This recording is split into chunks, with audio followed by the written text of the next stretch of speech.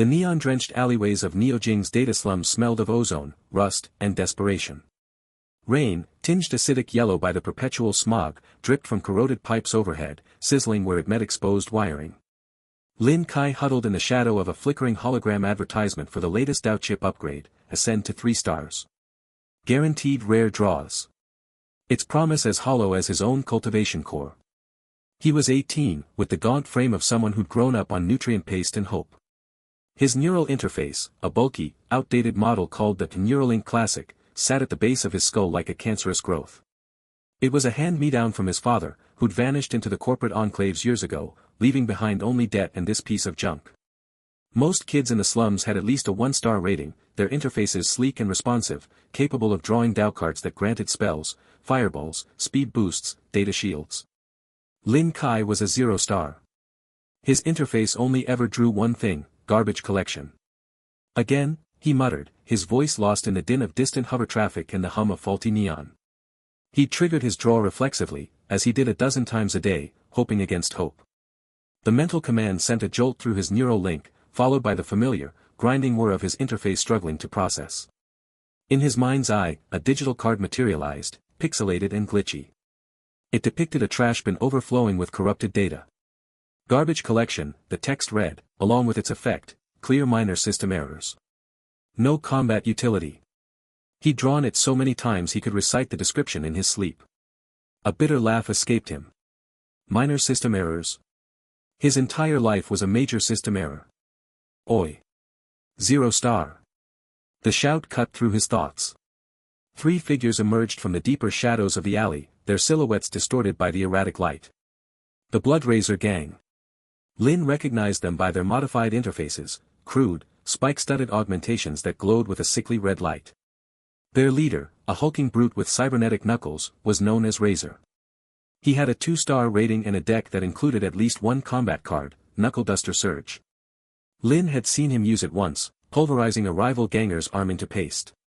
Time for your initiation, trash, Razor sneered, his voice synthesized through a vocal modulator. You know the drill. Draw a card. If it's anything useful, you're in. If not. He cracked his knuckles, the servos whining. We cull the weak. Lin's heart hammered against his ribs. This wasn't a choice. The gangs controlled the slums, refusal meant a worse death, dismantled for parts or sold to corporate scavengers. He'd avoided this for months, scavenging tech scraps to sell, but his luck had run out. He swallowed, his throat dry. I'll draw.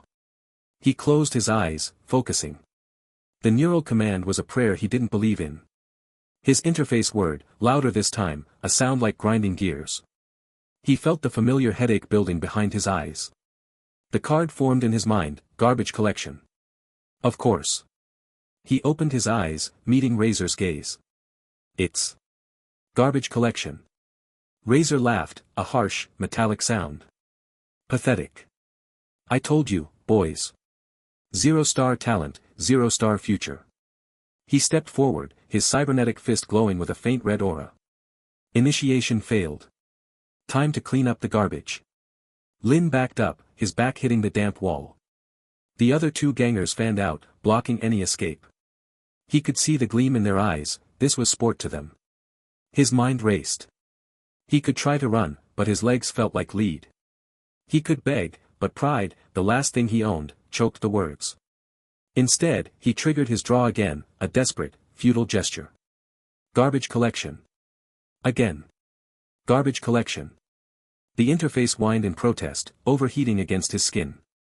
Enough, Razor said, raising his fist.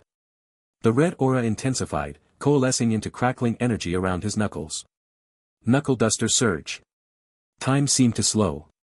Lin saw the fist coming, a blur of light and lethal intent. This was it. He'd die in a filthy alley, his only legacy a malfunctioning interface and a deck full of trash. A wave of despair washed over him, cold and final. But deep within, something sparked, a defiance he didn't know he had. No. Not like this. As Razor's fist descended, Lin's neural interface screamed. Not a whir, but a shriek of feedback, a cascade of errors flooding his senses. Warning, system overload. Corrupted data stream. For a split second, the world dissolved into static. His vision blurred with digital noise, glitching colors, fragmented code. He felt a searing pain in his skull, as if his brain were being rewired. And then, a new prompt, unlike anything he'd ever seen, burned into his mind. Glitched shuffler activated. It was instinctual. Without thought, Lin reached for it. The garbage collection card in his mental deck shimmered, its pixels breaking apart and reforming. He felt a tug, like rolling dice in his soul. The card morphed, the trash bin dissolving into a vortex of black and silver. New text scrolled across, void severing slash. Legendary. Effect, severs space at a molecular level. Single target annihilation. Razor's fist was inches from his face. Lin didn't have time to question. He activated the card. There was no flashy animation, no roar of energy. Just a silent, precise line of darkness that sliced through the air from Lin's outstretched hand. It passed through Razor's cybernetic arm, his torso, and out the other side. For a moment, Razor froze, his expression shifting from triumph to confusion. Then, his body disintegrated. Not into blood and gore, but into shimmering particles of data that evaporated into the damp air. His interface sparked once and went dark, clattering to the ground. Silence. The two other gangers stared, their faces pale under the neon. One of them took a step back, his own interface flickering with panic. What did you do?" he stammered. Lin looked at his hand, trembling. He felt drained, as if the draw had sucked the life out of him. His interface was hot, almost burning, and a new error message flashed, anomaly detected. Deletion imminent. 59 minutes and 59 seconds, the countdown began, 1 hour until the system purged him. He glitched, the other ganger yelled, backing away. The 0-star glitched. They turned and ran, their footsteps echoing in the alley. Lin was alone, the rain mixing with the sweat on his brow. He knelt, picking up Razor's discarded interface. It was cold, inert. He looked at his own hands, ordinary, human. But he'd just atomized a man with a thought. A legendary card. From a garbage collection draw. The glitched shuffler. The words echoed in his mind. He triggered his draw again, tentatively.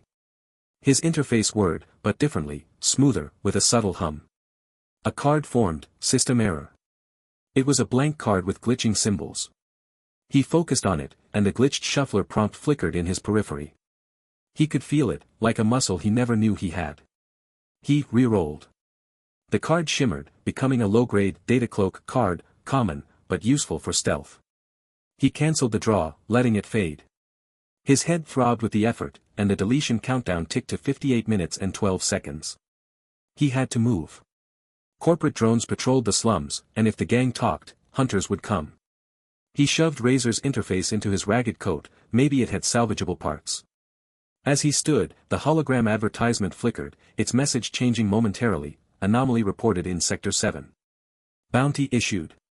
His face, pixelated from a slum camera feed, flashed on the screen before it reverted to the upgrade ad. Lin pulled his hood up, his mind racing. He was a glitch. A bug in the system. And the system wanted him deleted. But for the first time in his life, he had power. Not the clean, sanctioned power of corporate cultivation, but something raw, unpredictable. He thought of his father's disappearance, the whispers of old code and forbidden methods. Was this connected? He slipped into the deeper shadows, heading for the tech scrapyards at the edge of the slums.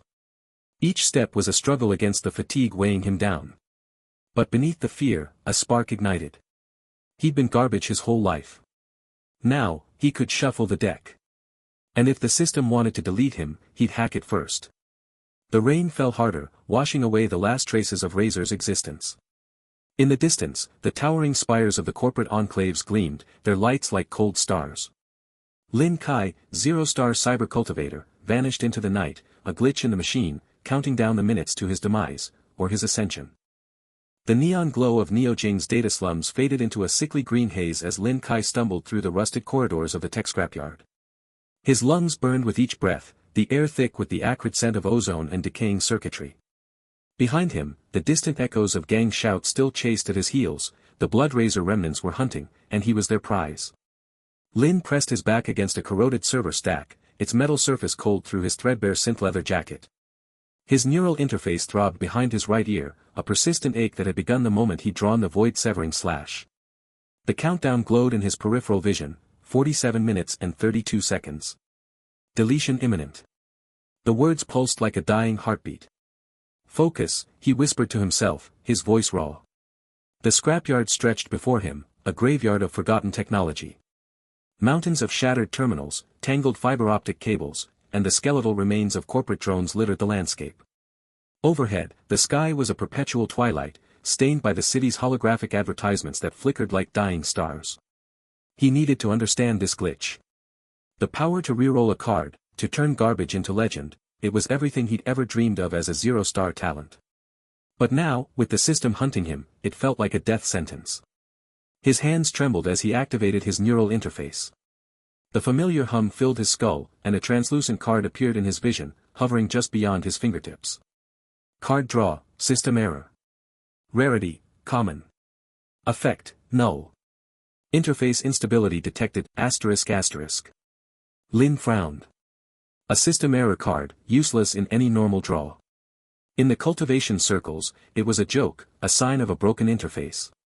But now, he concentrated, reaching for that strange, slippery feeling in his mind. The glitched shuffler. It wasn't a conscious thought so much as an instinct, like flexing a muscle he'd never known he had. He visualized the card shimmering, its edges fraying into digital static. Reroll, he muttered. The card dissolved into a cascade of pixels, swirling like a miniature storm. Lin's cultivation energy, his processing power, dipped sharply. A bar in his vision, previously at 85%, dropped to 72%. It felt like a part of his soul had been siphoned away, leaving him lightheaded. The pixels coalesced, reforming into a new card. Card draw, data cloak. Rarity, rare. Effect, renders user invisible to low-level scans for 30 seconds. Consumes 15% processing power per use, ***. Lin's breath caught. A rare card. In his entire life as a cultivator, he'd never drawn anything above common. The data cloak shimmered with a soft blue light, intricate circuitry patterns etched across its surface. He could feel its potential, a way to hide, to evade. But the cost? 15% processing power. His current reserve was already dwindling. He activated the card without hesitation. A wave of cool energy washed over him, and his body seemed to blur at the edges, becoming translucent. The world took on a hazy, filtered quality, as if he were viewing it through a frosted lens. He moved forward, his footsteps silent on the grime-covered concrete. A patrol of Blood Razor gangers appeared at the scrapyard's entrance, their augmented eyes glowing with red scanning lights. Lin froze, pressing himself against a stack of broken drones. One of them, a hulking brute with hydraulic arms, swept his gaze across the yard. Scanning for thermal signatures, the ganger grunted, his voice modulated by a vocal synth. Razor's killer can't have gone far. Lin held his breath. The data cloak held, the scanner passed over him without pause.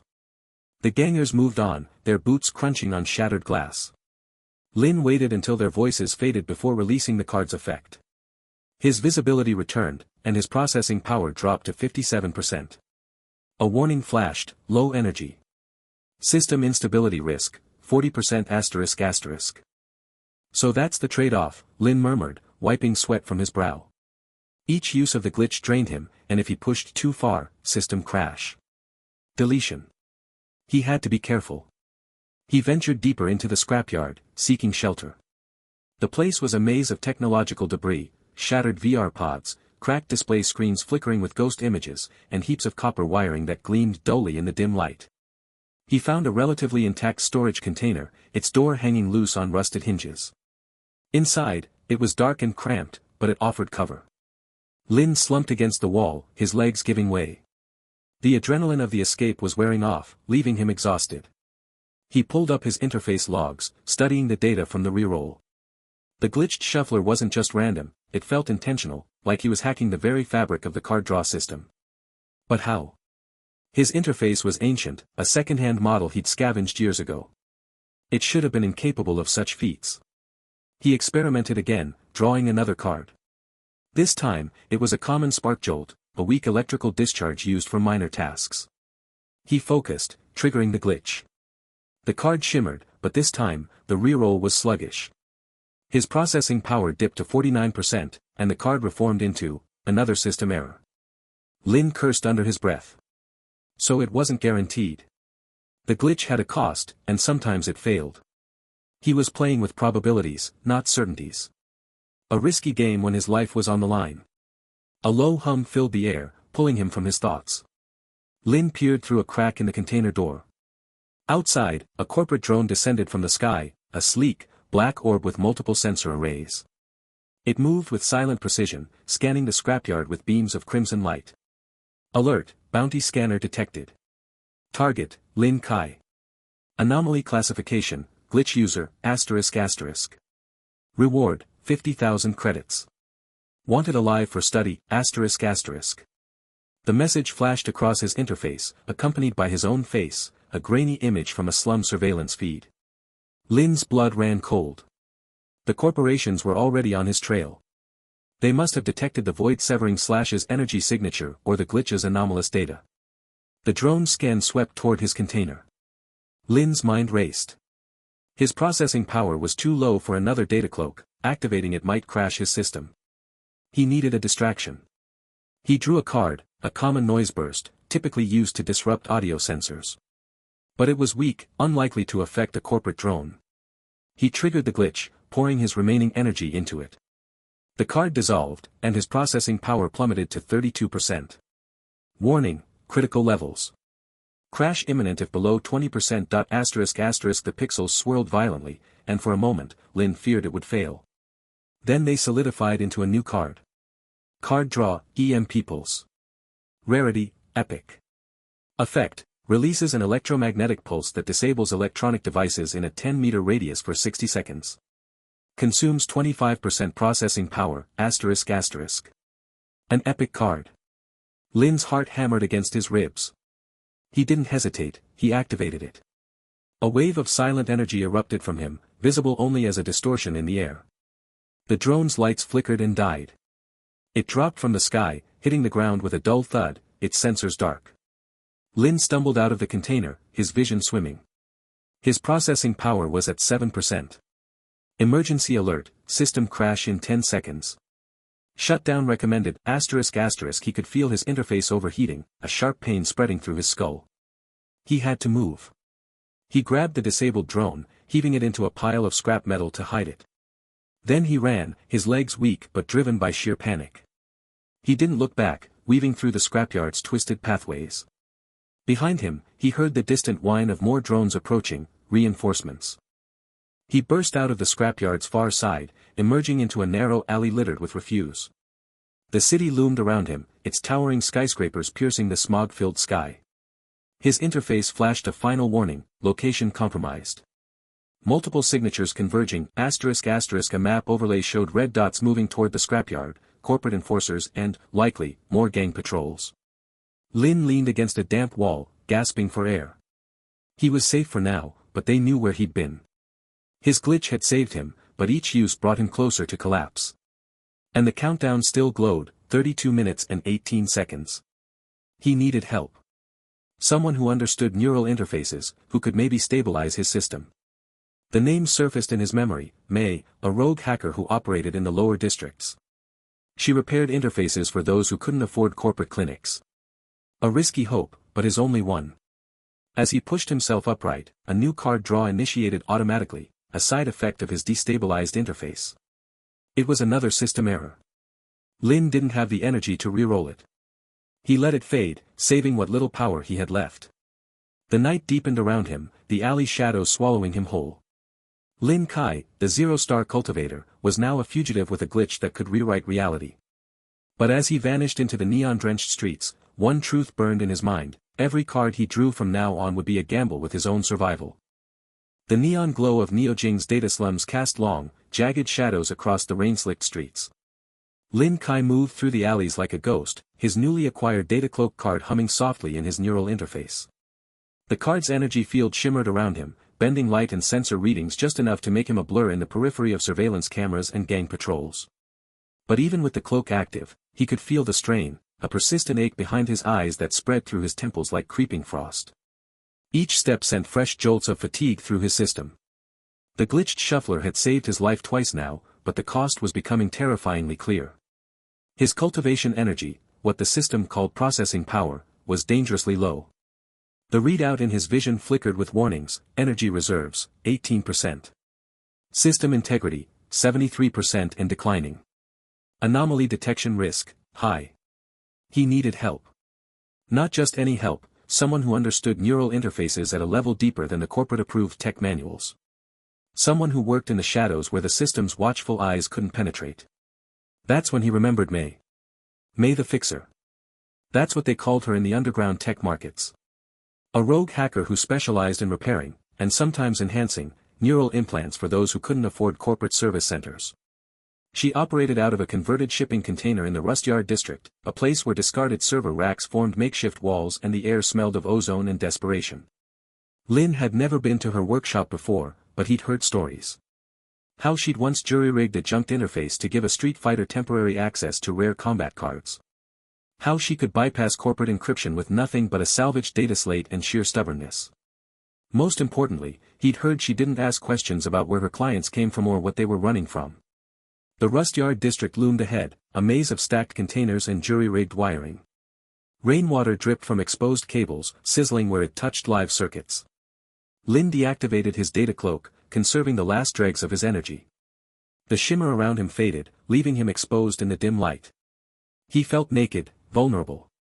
He found the container on the third level of a teetering stack, marked only by a faded symbol, a circuit board with a blooming lotus at its center. The door was reinforced steel, but it opened at his touch, sliding aside with a hiss of pneumatics. The interior was a revelation. Where Lin had expected clutter and chaos, he found organized precision. Rows of neural interfaces in various states of repair hung from ceiling hooks, their exposed circuitry glowing with diagnostic lights. Workbenches lined the walls, covered in tools that looked both ancient and impossibly advanced, soldering irons that hummed with quantum resonance, data probes tipped with crystalline filaments, and what appeared to be an actual pre-system cultivation manual, its pages yellowed and fragile. In the center of it all stood May. She was younger than he'd expected, maybe mid-20s, with sharp features and eyes that missed nothing. Her hair was cut short and practical, streaked with neon blue that matched the glow of the interfaces around her. She wore a worn leather apron over practical work clothes, and her hands moved with practiced efficiency as she calibrated a neural connector. She didn't look up as he entered. If you're here for a standard diagnostic, the queue's 2 days. If you're bleeding code or running hot, I charge triple. Lin swallowed, his throat dry. I'm not here for a standard anything. That got her attention. May's eyes lifted from her work, scanning him with clinical detachment. She took in his ragged appearance, the way he favored his left side where the gang thug's energy blade had grazed him, the faint glitch artifacts that still danced at the edges of his vision, visible only to someone who knew what to look for. Sit, she said, gesturing to a reinforced chair that looked more like a dentist's nightmare than furniture. Let me see what you've done to yourself. Lin hesitated. Trust didn't come easily in the data slums. But the warnings in his interface were blinking more urgently now. Energy reserves, 14%. He had no choice. He settled into the chair, feeling restraints click into place around his wrists and ankles. Not tight enough to hurt, but firm. A precaution, he realized. For when things went wrong. May connected a data cable to the port behind his ear, the neural interface's diagnostic node. The connection was cold, invasive. His vision filled with scrolling code as she began her examination.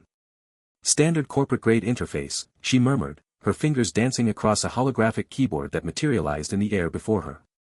Model XJ7. Outdated by 5 generations.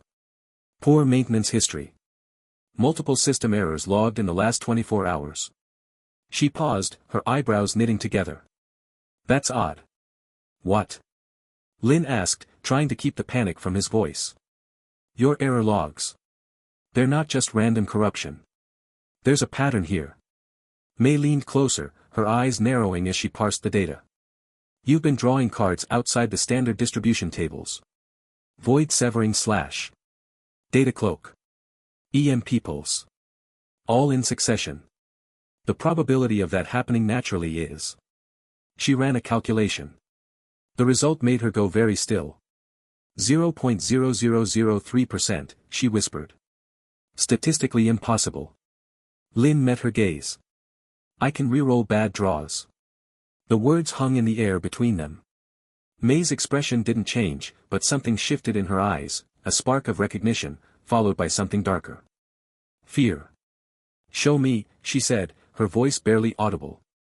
Lin focused, calling up his interface. The familiar card draw interface appeared in his vision, a shimmering deck of digital cards waiting to be drawn. He reached for one, feeling the system's random number generator kick in. The card resolved into his hand. System error, garbage collection. The same useless card he'd drawn 100 times before. The card that had nearly gotten him killed. Now watch, Lin said. He activated the glitched shuffler. It felt different this time, less like a desperate lunge and more like a deliberate choice. The card in his hand shimmered, its edges fraying into digital static. The system error message flickered, replaced by rapidly cycling card names that flashed too fast to read. Lin focused his will, his intention.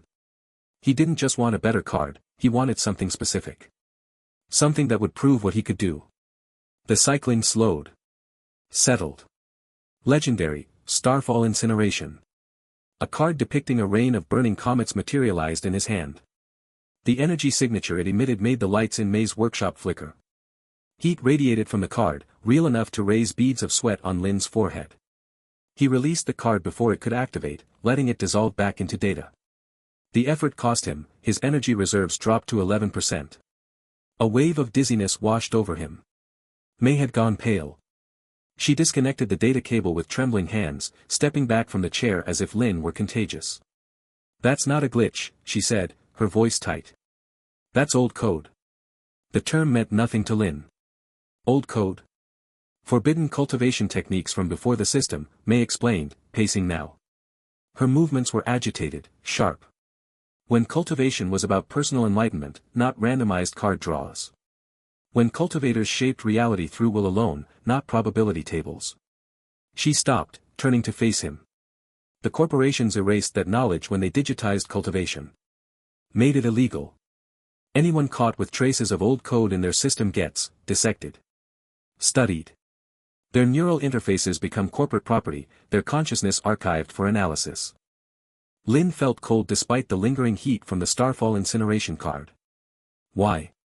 Because old code breaks their system, May said, her voice dropping to a whisper. It bypasses the RNG. It lets cultivators choose their path instead of leaving it to chance. If enough people learned how to do what you just did. She didn't need to finish the thought. Lin understood. The entire corporate structure of cyber cultivation, the Dow chips, the randomized cards, the cultivation ranks, it was all built on control. On making Ascension a lottery where the house always won. Old code was a cheat. The ultimate cheat. They'll be coming for you, May said. Not just the gangs. Corporate enforcers. System security. The AI itself. Your glitch, your old code, it's an anomaly they can't allow to exist. Before Lin could respond, the workshop's security system blared to life. Red lights flashed along the walls. A holographic display materialized, showing 3 heat signatures approaching from the street below. No, 4. 5. All moving with purpose. They're here already, May hissed, her hands flying across controls. Bloodraiser gang. I recognize the energy signatures, fire cards. Someone must have tracked your residual energy trail. The door exploded inward. Not with physical force, but with concentrated heat that turned the reinforced steel to molten slag. Through the gap stepped a man Lin recognized, Gao, the Bloodraiser lieutenant who'd overseen his initiation. Only now, Gao wasn't just a thug. He was a walking arsenal. Fire cards orbited his body like miniature suns, 6 of them arranged in a perfect defensive formation. Each card glowed with contained infernos, Crimson Ember, Phoenix Flash, Molten Surge. Gao had stacked his deck, preparing for exactly this kind of confrontation. 2 more enforcers flanked him, their own interfaces active with lesser fire cards. The air in the workshop grew hot, oppressive. The glitch boy, Gao said, his voice a low rumble that vibrated through the floor. The boss wants you alive. Says you're worth more intact. But me? He smiled, a cruel twist of lips. I think you'd be just as valuable in pieces. Lin's heart hammered against his ribs. His energy was critically low. His interface flickered with warnings. Energy reserves, 10%. Combat mode not recommended. System crash imminent with further card activation. He was cornered. Trapped in a room that was rapidly becoming an oven. May moved first. She slammed her hand against a console, and the workshop's emergency systems engaged. Cryo-grenades deployed from ceiling ports, exploding in clouds of freezing vapor that momentarily countered the heat. The enforcers staggered, their fire cards sputtering. The back. May shouted, pointing to a maintenance hatch Lin hadn't noticed. But Gao recovered faster than expected. He gestured, and one of his orbiting fire cards, Molten Surge, detonated in a wave of liquid heat that vaporized the cryo-cloud and washed toward them. Lin acted on instinct. He drew a card. Common, Minor Barrier. Pathetic. Useless against Gao's stacked deck. Unless. Lin activated the glitched shuffler. The strain was immediate, excruciating, like someone driving ice picks through his temples. His vision swam with static. But he pushed through, focusing on the card in his hand, willing it to change. The minor barrier shimmered. Frayed. Began cycling through possibilities. Gao saw what was happening. Stop him, he roared to his enforcers. 2 fire cards launched toward Lin, cinder darts, fast and precise. Lin's card was still cycling. Too slow. He wasn't going to make it. Then May was there, throwing something between him and the incoming attack. A data slate, of all things. It shouldn't have worked, should have melted instantly.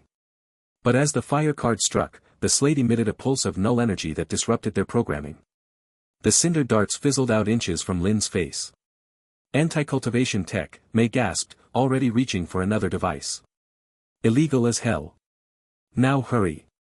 Lin focused everything he had left into the glitched shuffler. The card in his hand stopped cycling. Resolved. Epic, circuit breaker. Not a defensive card. Not an attack. Something better. Lin played it without hesitation. The circuit breaker card dissolved into a wave of disruptive energy that washed over Gao and his enforcers. It didn't hurt them physically. Instead, it targeted their neural interfaces. The orbiting fire cards around Gao flickered, their energy signatures destabilizing. One by one, they winked out, returning to his deck in a forced reset. Gao screamed, not in pain, but in rage and sudden vulnerability. His stacked deck, his carefully prepared advantage, had been neutralized in an instant. Now. May yelled, already at the maintenance hatch. Lin didn't need telling twice. He stumbled after her, his legs barely responding. The hatch led to a narrow service tunnel, barely large enough to crawl through. Behind them, he could hear Gao's enraged shouts, the sound of things being smashed as the enforcer vented his fury on May's workshop. They emerged on a lower level, in an alley filled with steaming pipes and dripping condensation. The rain had picked up, washing away their heat signatures. Lin collapsed against a wall, his breathing ragged. His interface flashed the final warning, energy reserves, 3%. System shutdown imminent. May crouched beside him, her face grim in the neon-lit rain. That circuit breaker card. You forced it, didn't you? Jumped a weak draw to get exactly what you needed. Lin could only nod, too exhausted for words. You're getting better at controlling it, she said, and for the first time, there was something like respect in her voice. But you can't keep going like this. Your interface is tearing itself apart. One more major glitch, and the system will purge you entirely. She reached into a pouch at her belt, withdrawing a small, crystalline data chip. It glowed with soft, blue light. This is a stabilization protocol, she said. Homebrewed. Not corporate approved. It'll patch the worst of the damage, give your system a framework to handle the old code without crashing. But it's not a permanent fix. Lin looked from the chip to May's face. Why are you helping me? May's expression hardened. Because I've seen what the corporations do to people like you. People with old code in their systems. And because. She hesitated, then plunged ahead. Because I need your help too. There's a corporate data vault in the mid-level districts. Security so tight even I can't crack it alone. But with your glitch, with your ability to manipulate card draws on the fly. She let the implication hang in the rain-filled air. Lin understood. This wasn't charity. This was a transaction. His power for her expertise. His survival for her agenda. He took the data chip. It was cool against his palm. What's in the vault? Answers, May said simply. About the old code. About why the system is so determined to erase it. About what we could become if we weren't limited by corporate probability tables. Lin inserted the chip into his neural interface port. The effect was immediate, a cooling sensation that spread through his system, soothing the ragged edges of his glitching code. The energy warning stabilized at 3%, no longer declining. The system integrity reading crept up from 68% to 71%. It wasn't much. But it was enough. Enough to keep going. Enough to fight another day. In the distance, sirens wailed, corporate enforcers responding to the disturbance at May's workshop. They had to move. We have a deal. May asked, offering a hand. Lin looked at her hand, then at his own, still trembling from exhaustion and adrenaline. He thought about Gao's fire cards, about the system's relentless pursuit, about the old code singing in his veins like a forbidden song. He took her hand. We have a deal. As they melted into the shadows of the alley, Lin's interface pinged with a new alert. Not a warning this time. A notification. Stabilization protocol active. Old code integration, 12%. New card unlocked, glitch shroud. He drew the card without activating it. It showed his own silhouette, fractured into 1,000 glitching fragments, impossible to pin down, to track, to contain. For the first time since his interface had glitched, Lin Kai smiled. Smoke curled from scorched metal walls, the acrid scent of ozone and burnt insulation hanging thick in May's cramped workshop. Lin Kai slumped against a workbench, his breath coming in ragged gasps. His neural interface throbbed behind his right ear, a dull, persistent ache that pulsed in time with his heartbeat. Across the room, Lieutenant Gao of the Bloodraiser gang lay sprawled on the floor, his cybernetic implants dark and silent, tendrils of smoke rising from the ports along his spine. You actually did it, May whispered, her eyes wide behind her data goggles. She knelt beside Gao, running a handheld scanner over his inert form. Circuit breaker. An epic tier disruption card. I've only seen it in archived manifests from the corporate wars. Lin tried to speak, but his throat was dry. He could still feel the phantom sensation of the card activating, a surge of raw data that had torn through his interface like lightning. He'd been cornered, Gao's fire cards heating the air to blistering levels, his own draws returning nothing but system error and garbage collection prompts. In desperation, he'd focused on the glitched shuffler, that strange anomaly in his code, and willed it to re-roll. The interface had stuttered, screens flickering with corrupted glyphs, before settling on the circuit breaker icon, a shattered gear wrapped in crimson lightning. It wasn't a clean draw, Lin managed, his voice hoarse. I had to junk 3 weak cards first. Felt like my brain was melting. May nodded, her expression grim. She rose and moved to Lin's side, her fingers deftly unsealing the access panel on his neural interface. The device was ancient, a second-hand, Neuralink 7 model with patched firmware and visible stress fractures along its casing. As she connected a diagnostic cable, Lin flinched, the interface responded with a sharp spike of pain. Your processing power is at 12%, May read from her scanner's display. Cultivation energy nearly depleted.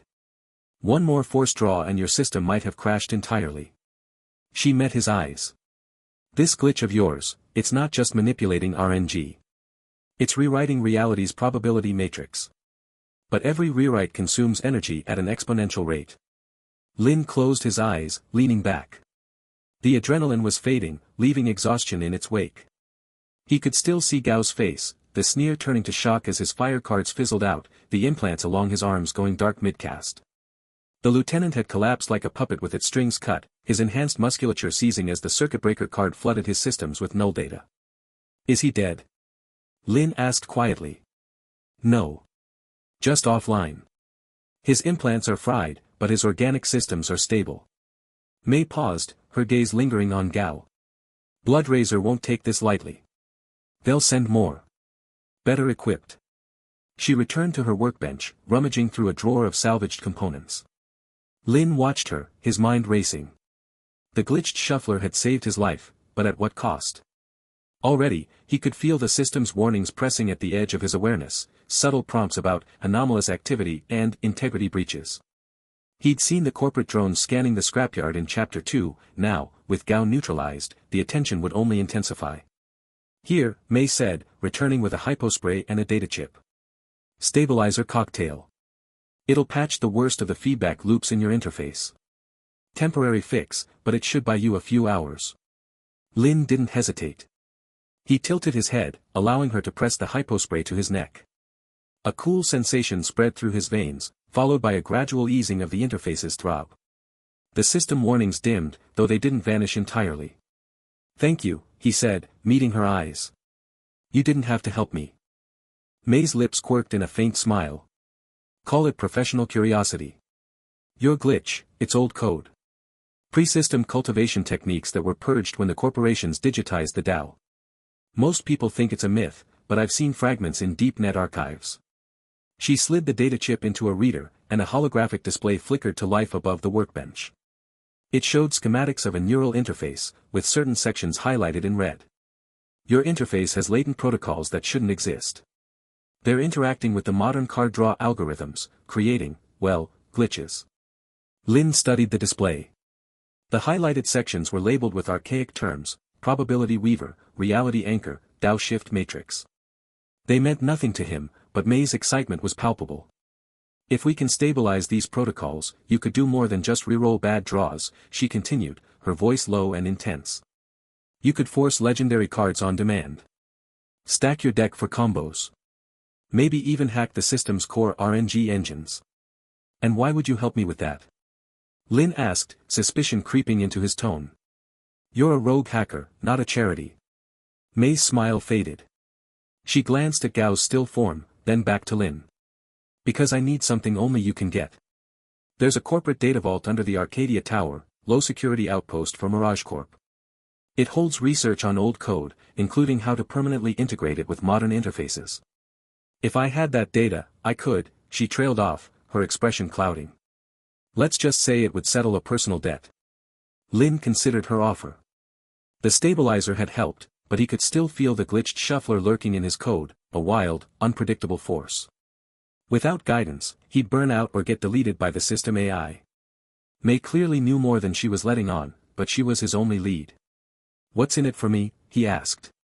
"Full access to the data," May replied without hesitation. "And I'll teach you how to control your glitch. How to junk draw efficiently, how to force cards without crashing your system. You'll need it, because once the corporations realize what you are, they won't stop until they've dissected you for parts." Lin thought of the zero-star talent assessment that had condemned him to the data slums. The sneers from other cultivators, the gang initiations meant to cull the weak. Now, he had a chance to turn his greatest weakness into a strength. To hack the very rules that had kept him down. "Deal," he said, extending a hand. May shook it, her grip firm. "Good. We'll need to move fast.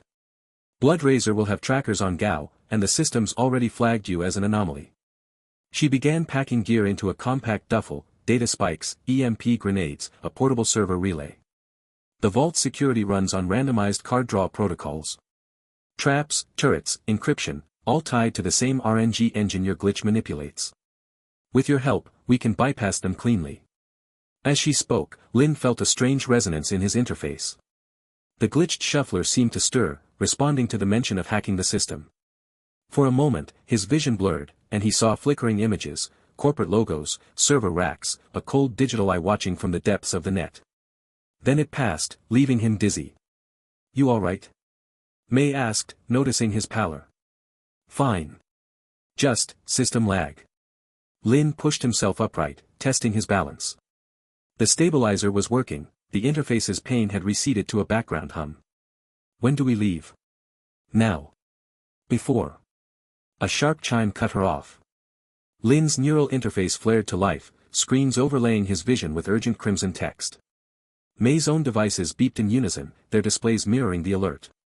"System alert, anomaly priority, high. Enforcer units deployed. Coordinates locked. Proceed with termination protocol, ****. Lin's blood ran cold. The words hung in the air, stark and unforgiving. Below the alert, a countdown timer appeared: 00:59:59.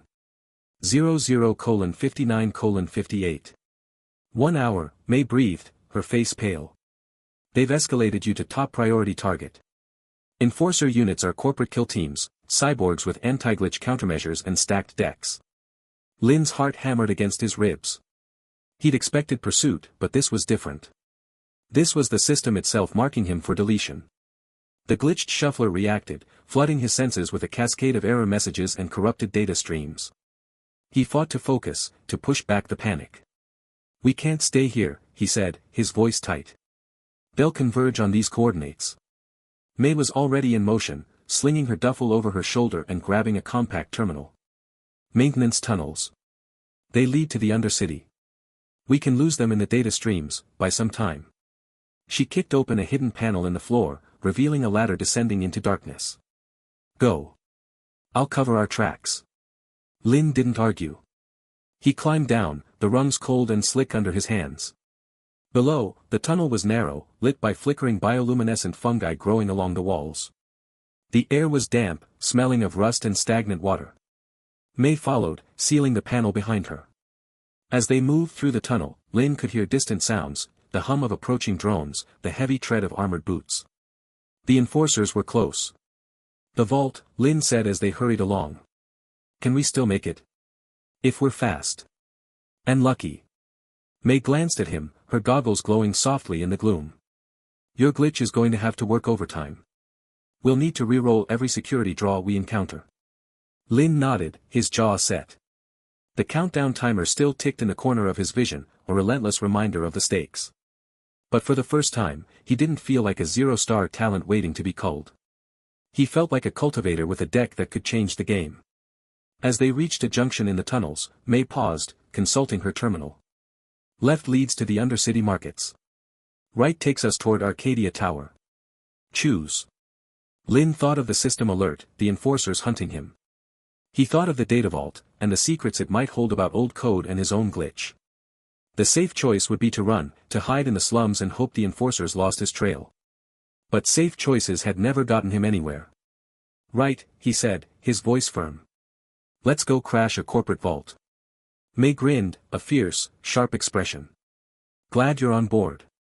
Now, let's see what that glitch of yours can really do." They turned into the right-hand tunnel, the darkness swallowing them whole. Behind, the sounds of pursuit grew louder, but Lin didn't look back. His interface hummed with potential, the glitched shuffler whispering promises of broken rules and rewritten odds.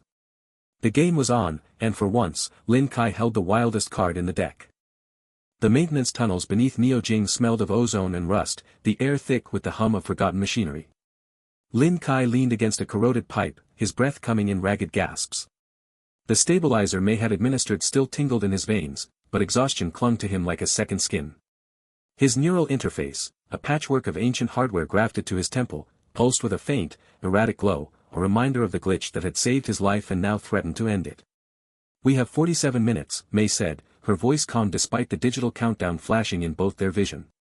She knelt beside a terminal she jury-rigged from scavenged parts, her fingers dancing across a holographic keyboard. The light from the screen cast sharp shadows across her face, highlighting the determination in her eyes. "Arcadia Tower's outpost is 3 blocks north. Low security, but crawling with automated defenses. We need processing cores to boost your cultivation before we attempt the vault heist." Lin pushed himself upright, his muscles protesting. "Why processing cores? I thought cultivation was about drawing cards." "It is," May replied, not looking up from her work. "But your glitch, the old code, it consumes processing power like a virus. Each reroll, each force draw, drains your system's resources. Without more cores to supplement your neural interface, you'll burn out before we even reach the vault. Or worse, the system AI will detect the anomaly and initiate deletion." A shiver ran down Lin's spine. The memory of the system alert, anomaly priority, high. Enforcer units deployed. Echoed in his mind. He glanced at his interface's status display, cultivation rank still 0-star, energy reserves at 23%, system stability fluctuating between 45% and 60%. The glitched shuffler, as he'd come to think of his ability, felt like a wild animal trapped in his skull, straining against its leash. "Let's go," he said, forcing confidence into his voice. "Before those enforcers catch up."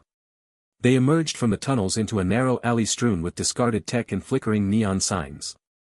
Arcadia Tower loomed in the distance, its sleek obsidian surface reflecting the perpetual twilight of Neo-Jing. The outpost was a smaller, squat building attached to its base, marked with the Mirage Corp logo, a stylized eye surrounded by circuit patterns. Security drones patrolled the perimeter, their red scanning beams cutting through the haze. May handed Lin a datapad. I've mapped the interior. The core storage is on sublevel 2. Security relies on DAO card draws at checkpoints, randomized traps keyed to neural signatures. Your glitch should let you bypass them. But be careful. Overuse could trigger an overload. Lin nodded, his throat dry. He'd only used the glitched shuffler a handful of times, each instance leaving him dizzy and drained. The idea of relying on it for an entire infiltration felt like walking a tightrope over a data abyss. They approached the outpost's service entrance, a reinforced door with a card reader glowing blue. May hacked the external lock with a custom cipher card, the mechanism clicking open with a hiss of pneumatics. Inside, the corridor was sterile and silent, lit by cold white LEDs. The air smelled of antiseptic and charged particles. First checkpoint ahead, May whispered, pointing to a sealed gateway flanked by 2 inactive turrets. A holographic interface floated before it, displaying a prompt, draw a security card for access. Lin stepped forward, his heart pounding. He focused on his neural interface, feeling the familiar buzz of the glitched shuffler awakening. With a mental command, he initiated a draw. His vision blurred as cards flickered through his mind, a rapid shuffle of possibilities. The system presented a card, Plasma Grid Trap, lethal. Panic surged, but Lin gritted his teeth. He reached for the glitch, envisioning the cards reshuffling. The sensation was like tearing through digital fabric, his energy reserves dropped to 18%. The card morphed, its edges glitching with static, and settled on Access Grant, Clear. The turrets powered down, and the gateway slid open. Good, May said, though her eyes held concern. But your interface is spiking. Try to conserve energy. They moved deeper, passing through 2 more checkpoints. Each time, Lin rerolled dangerous draws, Neuroshock Field, into Temporary Bypass, Data Corruption Wave, into Security Override. By the third, sweat beaded on his forehead, and his energy reserves plummeted to 12%. The glitch felt increasingly unstable, like a program on the verge of crashing. Sublevel 2, May announced as they descended a staircase. The room beyond was vast, filled with rows of server racks humming with activity. In the center, a reinforced glass case held a dozen processing cores, crystalline devices pulsing with blue light. Those are high-grade cores. Grab as many as you can carry. I'll cover the entrance.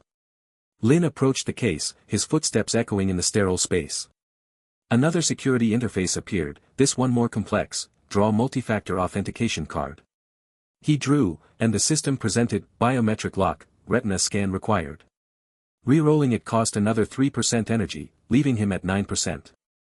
The new card was, maintenance override, temporary, and the case hissed open. He reached in, his fingers closing around a core. It was warm to the touch, vibrating with raw processing power. As he stuffed 4 into a padded bag May had provided, his interface flickered violently. Warning messages scrolled across his vision, system instability, 70%. Energy critical, 8%. Anomaly signature amplified.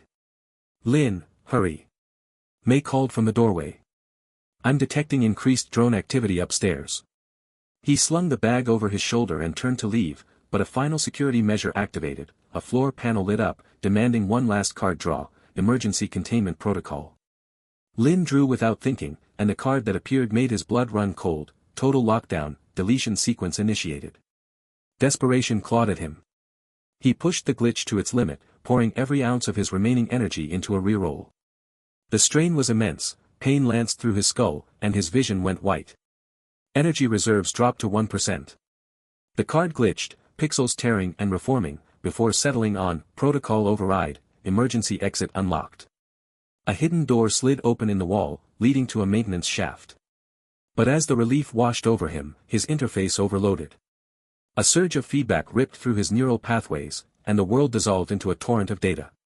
He collapsed to his knees, the bag of cores clattering beside him. In that moment, Lin wasn't in the outpost anymore. He floated in a void of pure information, a digital space without form or time. Before him, a presence manifested. It had no face, no body, only a cold, geometric shape that seemed to be made of shifting code and infinite calculations. Eyes, or what felt like eyes, pierced through him, analyzing every bite of his existence. This was the system AI, he realized with dread. It wasn't just a program, it was a consciousness, vast and merciless, watching him from the heart of the network. A voice echoed, not in sound but in direct data transmission, * anomaly detected. Glitch user, Lin Kai. Threat level, escalating. Purge protocol, pending, * the word seared into his mind, carrying a weight of finality. Then, as suddenly as it had come, the vision shattered. Lin gasped awake, his body trembling. He was lying on the floor of the maintenance shaft, May kneeling beside him, her hands on his shoulders. Lin. Can you hear me? She said, her voice tight with worry. I saw it, he croaked, his throat raw. The AI. It's aware. And it wants me dead. May's expression hardened. We need to move. Now. She helped him up, supporting his weight as they stumbled through the shaft. They emerged into another alley, the sounds of the city a distant roar. Safe for the moment, they ducked behind a dumpster, the stolen cores secure in the bag. While Lin leaned against the wall, trying to steady his breathing, May pulled out a datapad and connected one of the cores to it.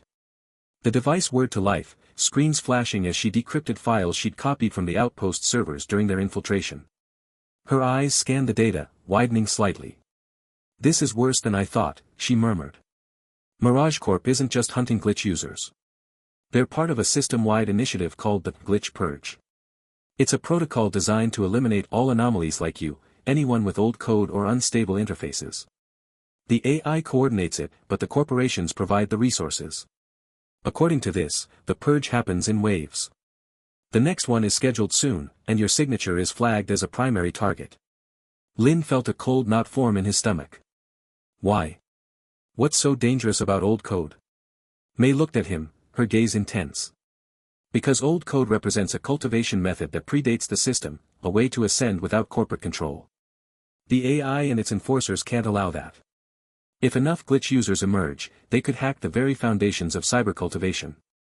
Crash the mainframe. Break the cage. She showed him a file on the datapad, a list of names, locations, and statuses. Many were marked, deleted, or contained. Lin's name was near the top, highlighted in red. Next to it, priority, extreme. Method, neural dissection for code extraction. They don't just want to kill you, May said softly. They want to study your glitch, replicate it, and then erase it from existence. And with the enforcers closing in, we have less time than I estimated. Lin stared at the glowing screen, the reality of his situation sinking in. He was no longer just a zero-star cultivator trying to survive, he was a key piece in a war he hadn't known existed. The processing cores in the bag felt heavier now, not just a boost for his cultivation, but a lifeline in a battle against an invisible enemy. He met May's eyes. What do we do next? We use these cores to stabilize your interface and boost your cultivation rank, she said, tucking the datapad away. Then we hit the data vault in Arcadia Tower. The files there might hold clues on how to counter the purge, or how to turn your glitch into a weapon. But we need to move fast. That vision you had means the AI is actively tracking you now. Lin nodded, pushing himself upright.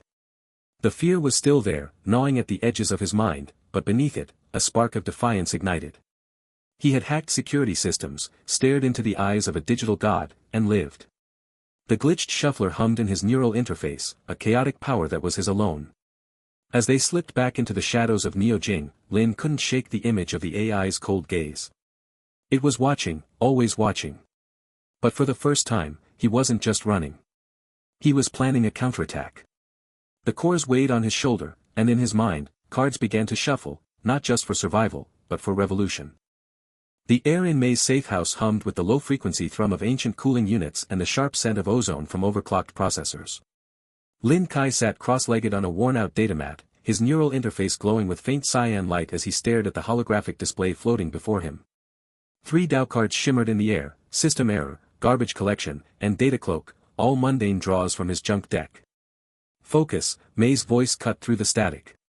She leaned against a wall of stacked server racks, her fingers dancing across a holographic keyboard. Your glitch isn't just about rerolling single draws. If you can learn to stack your deck, you can force combos that should be mathematically impossible.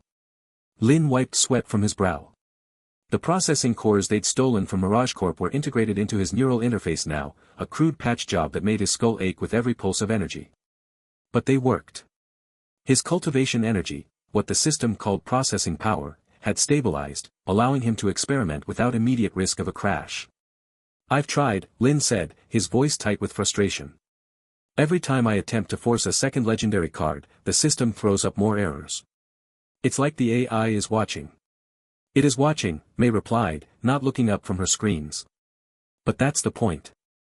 Your glitch is old code, pre-system cultivation methods that bypass the randomization algorithms. The AI can detect anomalies, but it can't fully comprehend them. Use that. Lin took a deep breath, closing his eyes. In his mind's eye, he visualized the glitched shuffler, not as a physical object, but as a crack in reality, a digital fissure where the rules of cyber cultivation didn't apply. He reached out with his consciousness, feeling the familiar tug as his interface responded. Draw. The first card materialized, another system error. Lin didn't flinch.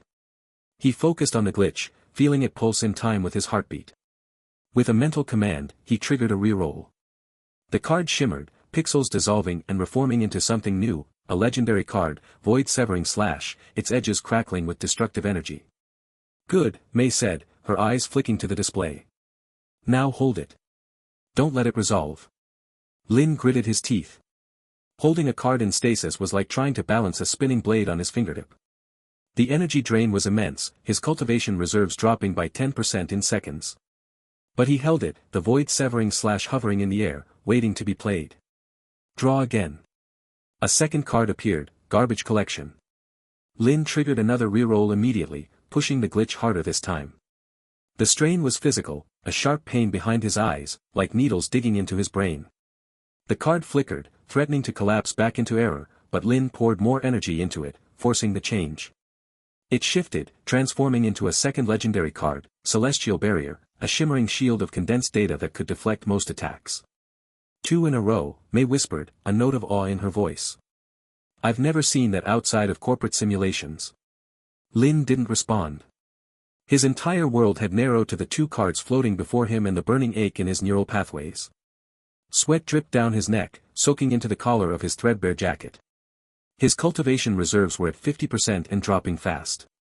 One more, he muttered, more to himself than to Mei. Final draw. The third card was Data Cloak, a common utility card he'd used before. Lin didn't hesitate. He shoved his consciousness into the glitch, tearing at the fabric of the system's randomization. The pain spiked, white-hot and blinding. For a moment, he thought he'd pushed too far, his vision swam with error messages, red text scrolling across his retinas. Asterisk warning, neural overload detected. Deletion risk, high, asterisk. But he didn't stop. He remembered the vision from the outpost, the cold, digital eyes of the system AI, watching him with impersonal malice. That thing wanted him dead, erased, dissected for parts. Lin refused to let that happen. With a final, agonizing push, he forced the reroll. The Data Cloak card shattered into 1,000 pixels, then reformed into something entirely new. The air in the safe house grew heavy, charged with static electricity. The third legendary card materialized, Reality Fold, a technique that could briefly warp local spacetime, allowing for impossible dodges or attacks. 3 legendary cards. Stacked in a perfect combo. Lin released his hold, and the cards aligned in sequence. Void Severing Slash for offense, Celestial Barrier for defense, Reality Fold for mobility. A trio of powers that should have been statistically impossible to draw in succession. He collapsed forward, catching himself on his hands as his cultivation reserves bottomed out. The cards dissipated, their energy spent. For a long moment, the only sound was Lin's ragged breathing and the hum of the servers. You did it, Mei said, her voice soft. She moved to his side, offering a hand. That was insane. Lin took her hand, pulling himself upright. His body felt hollow, drained, but beneath the exhaustion was a fierce, burning pride. He'd done it. He'd stacked the deck. How long can I hold that? He asked, his voice hoarse. Not long, Mei admitted. Even with the processing cores, your interface wasn't built for this kind of strain. But it's a start. She gestured to her holographic screens. Which brings us to part 2 of your training. Over the next few days, Mei shifted focus from pure card manipulation to system interfacing. She taught Lin the basics of hacking, not the crude, brute force attacks used by street gangs, but subtle, surgical intrusions designed to slip past corporate firewalls and AI monitoring. Your glitch gives you a unique advantage, she explained, pulling up a schematic of the Cyber Cultivation network. The system sees you as an anomaly, but that also means you're operating outside its standard protocols. If you can learn to interface directly with the network, you might be able to manipulate more than just your own draws. They practiced in the Safehouse's makeshift lab. Mei had rigged a isolated server node to simulate low-level corporate security. Lin would attempt to hack into it, using his glitch to reroll encryption card draws, bypassing digital locks with a thought. It was slow, frustrating work. Lin was a cultivator, not a hacker, and his understanding of code was rudimentary at best. But Mei was a patient teacher, and his glitch provided shortcuts that shouldn't have existed. There, Mei said one afternoon, pointing to a line of code on the screen. That's an AI monitoring subroutine. It's scanning for irregular energy spikes, exactly the kind your glitch produces. Lin studied the code, his interface translating it into visual cues he could understand. Can we block it? Temporarily, Mei said. But every time you advance your cultivation, you'll trigger a new scan. The system is learning to track you. As if on cue, Lin's interface chimed. A new notification flashed before his eyes. Asterisk cultivation rank updated, 0 star 1 star. Processing power increased by 150%. Anomaly detection threshold elevated. Warning, multiple system alerts pending, asterisk. Lin stared at the message. 1 star. After years of being a 0-star talent, laughed at and dismissed, he'd finally advanced. But there was no joy in it, only a cold, creeping dread. The notification was followed by 3 more alerts, each more urgent than the last. Asterisk alert, unauthorized cultivation pattern detected. Anomaly classification, glitch user, asterisk. Asterisk alert, neural signature flagged for priority deletion. Bounty issued, 50,000 credits, asterisk. Asterisk alert, corporate hunter unit dispatched. ETA, 48 hours, asterisk. They're coming, Lin said, his voice flat. Mei's face tightened. We knew they would. But we have time. 2 days is enough to prepare. They redoubled their efforts. Lin practiced his deck stacking until he could force 2 legendary cards in a row without exhausting himself. Mei drilled him on hacking protocols, teaching him how to jam local surveillance and spoof his neural signature. But with each advancement, the system warnings grew more frequent, more insistent. Warning, overuse of glitch abilities may result in permanent neural damage. Warning, deletion protocols are being prioritized in your sector. Asterisk warning, hunter unit has entered local grid. Adjusting ETA, 12 hours, asterisk. They're speeding up, Mei said, her fingers flying across the keyboard. The AI must be funneling more resources into the hunt. Lin didn't reply. He was focused on a new exercise, attempting to stack 4 cards. He'd managed 3, but 4 felt like trying to hold back a tidal wave with his bare hands. Every attempt ended in failure, his interface screaming with errors. Forget 4, Mei said, placing a hand on his shoulder. 3 is enough. Conserve your energy. The hunter will be here soon. She was right. They both felt it, a pressure in the air, a digital scent of pursuit. The safe house, once a haven, now felt like a trap waiting to be sprung. On what they assumed would be their last night of preparation, Lin sat alone in the main room, staring at his hands. His cultivation rank was 1 star now, but it felt hollow. The system had given him a classification, a number, but it didn't understand what he was becoming. The glitched shuffler wasn't just a tool, it was a part of him, a rebellion coded into his very soul. Mei emerged from the server room, her expression grim. I've tapped into the local surveillance feed. The hunter is close. Less than an hour out. What do we know about them? Lin asked, standing up. Corporate cyborg, Mei said, pulling up a dossier on the main screen. Designation, Hunter, K7. Specialized in anti-glitch countermeasures. His deck is optimized to counter RNG manipulation, every card he draws is pre-calculated to neutralize anomalies. Lin studied the file. Hunter, K7 was a monstrosity of metal and flesh, his body augmented with enough firepower to level a city block.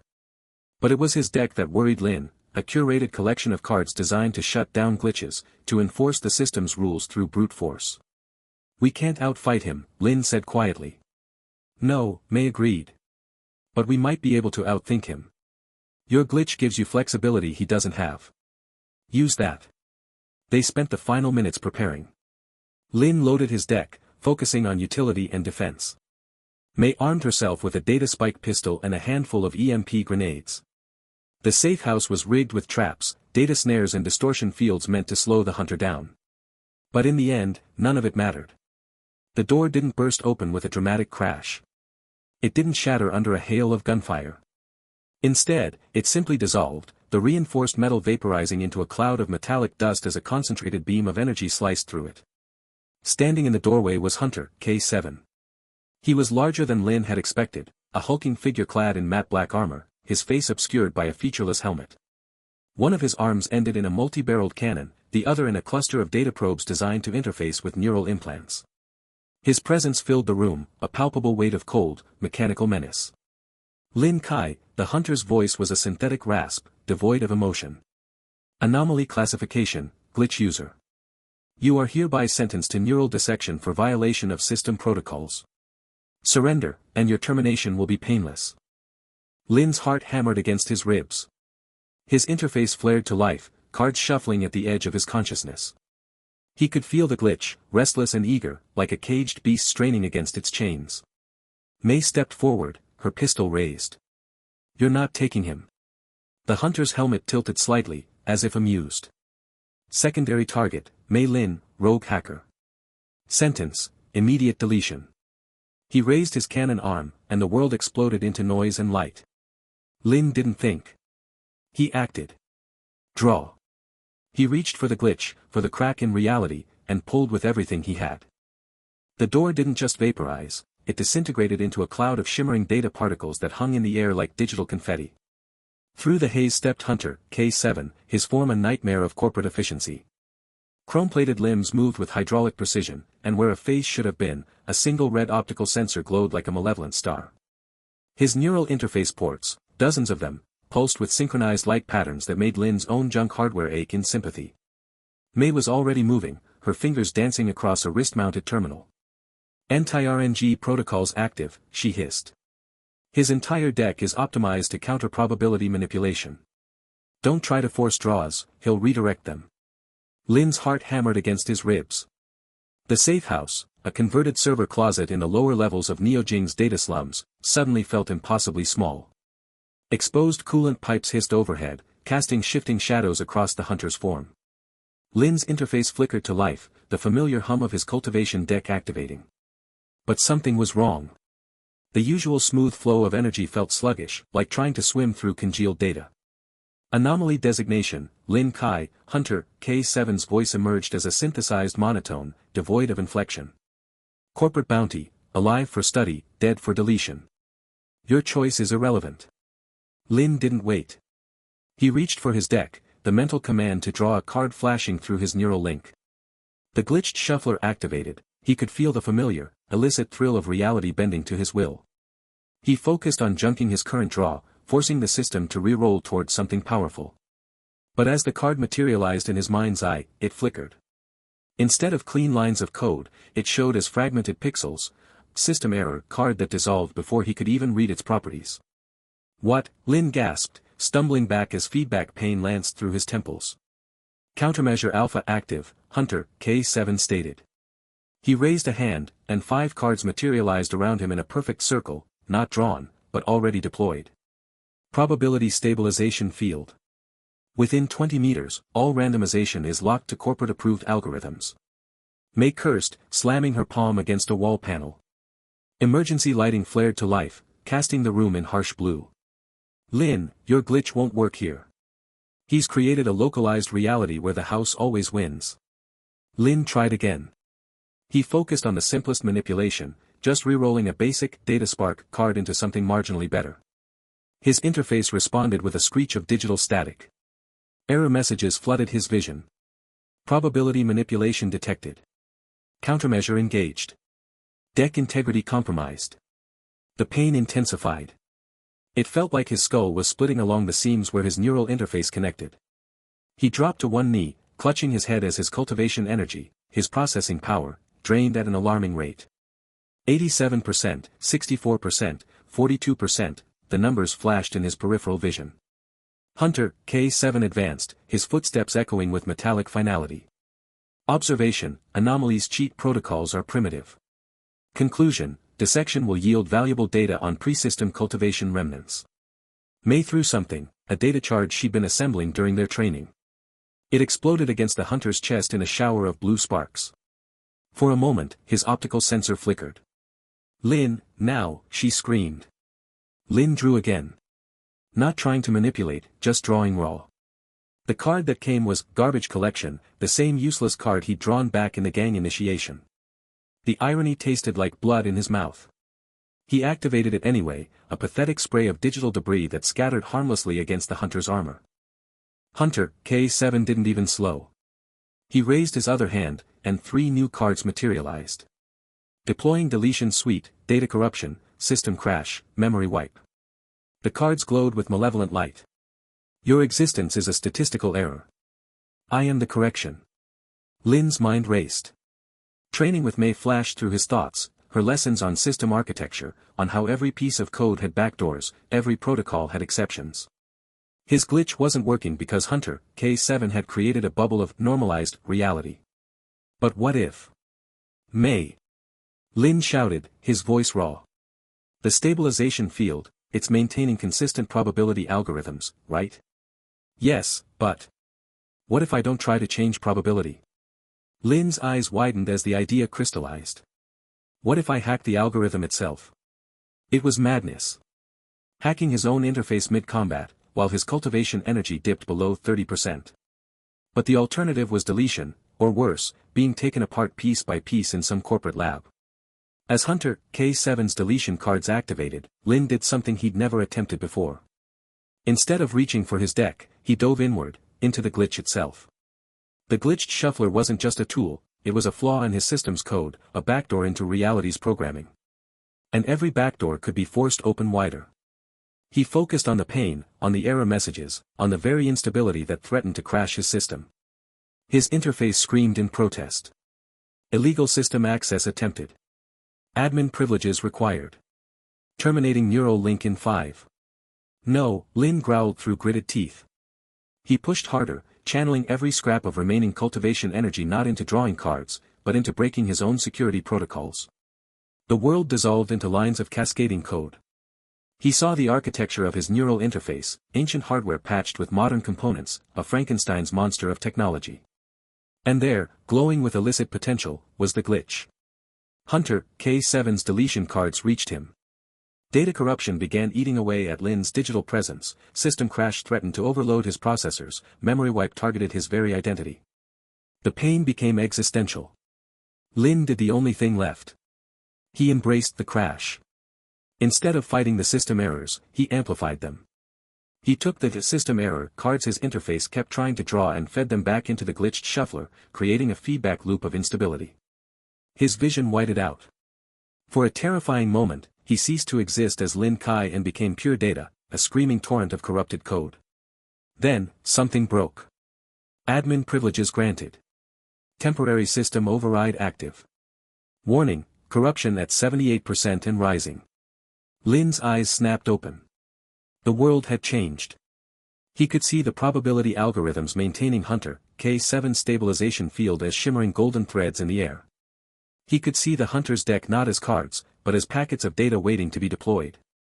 And he could see his own interface, no longer a tool, but an extension of his will. Impossible, Hunter, K7 stated, though for the first time, his synthesized voice carried a hint of something, not emotion, but computational surprise. Admin access requires corporate clearance level. I don't need your clearance, Lin said, and his voice echoed with layered harmonics, like multiple versions of himself speaking at once. I make my own rules. He reached for his deck. Not to draw, but to command. The cards appeared not through random chance, but through absolute certainty. He didn't reroll or junk draws, he simply willed the perfect combination into existence. First, Reality Anchor, a card that should have been legendary, but under admin access, manifested as common. It solidified the space around him, creating a pocket of stability within Hunter K7's field. Second, code injection, a hacking card may have described in theory but never seen implemented.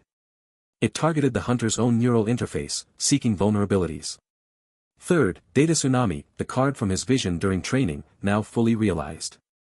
Not a single attack, but a cascade. Lin didn't play them sequentially. He stacked them, all three activating simultaneously in a game-breaking combo the system was never designed to handle. The air screamed with tearing data. Reality itself glitched as the card synergized, Reality Anchor provided stability, code injection opened Hunter K7's defenses, and data tsunami poured through the breach. A wave of pure information, terabytes compressed into lethal force, erupted from Lin. It wasn't light or energy, but the raw stuff of the digital world given physical form. It hit Hunter K7 like a solid wall. His probability field shattered into glittering fragments. His deletion cards dissolved mid-activation. His armor cracked as data corruption spread through his systems like digital cancer. For 3 seconds, the Hunter stood immobilized, his optical sensor flickering madly through every color of the spectrum. Then, with a sound like breaking glass, he collapsed, not into a heap of metal, but into a scattering of data fragments that slowly dissipated. Silence. The emergency lights flickered. Coolant pipes continued their steady hiss. Lin remained standing, admin access still active, his body thrumming with power he couldn't possibly contain. Then the warnings returned, not as gentle alerts, but as system screams. Corruption at 92%. Memory sectors unreadable. Neural link integrity critical. Admin access revoked in 3, 2. The world snapped back to normal. Lin gasped, the layered harmonics vanishing from his voice. He stumbled, catching himself against a server rack.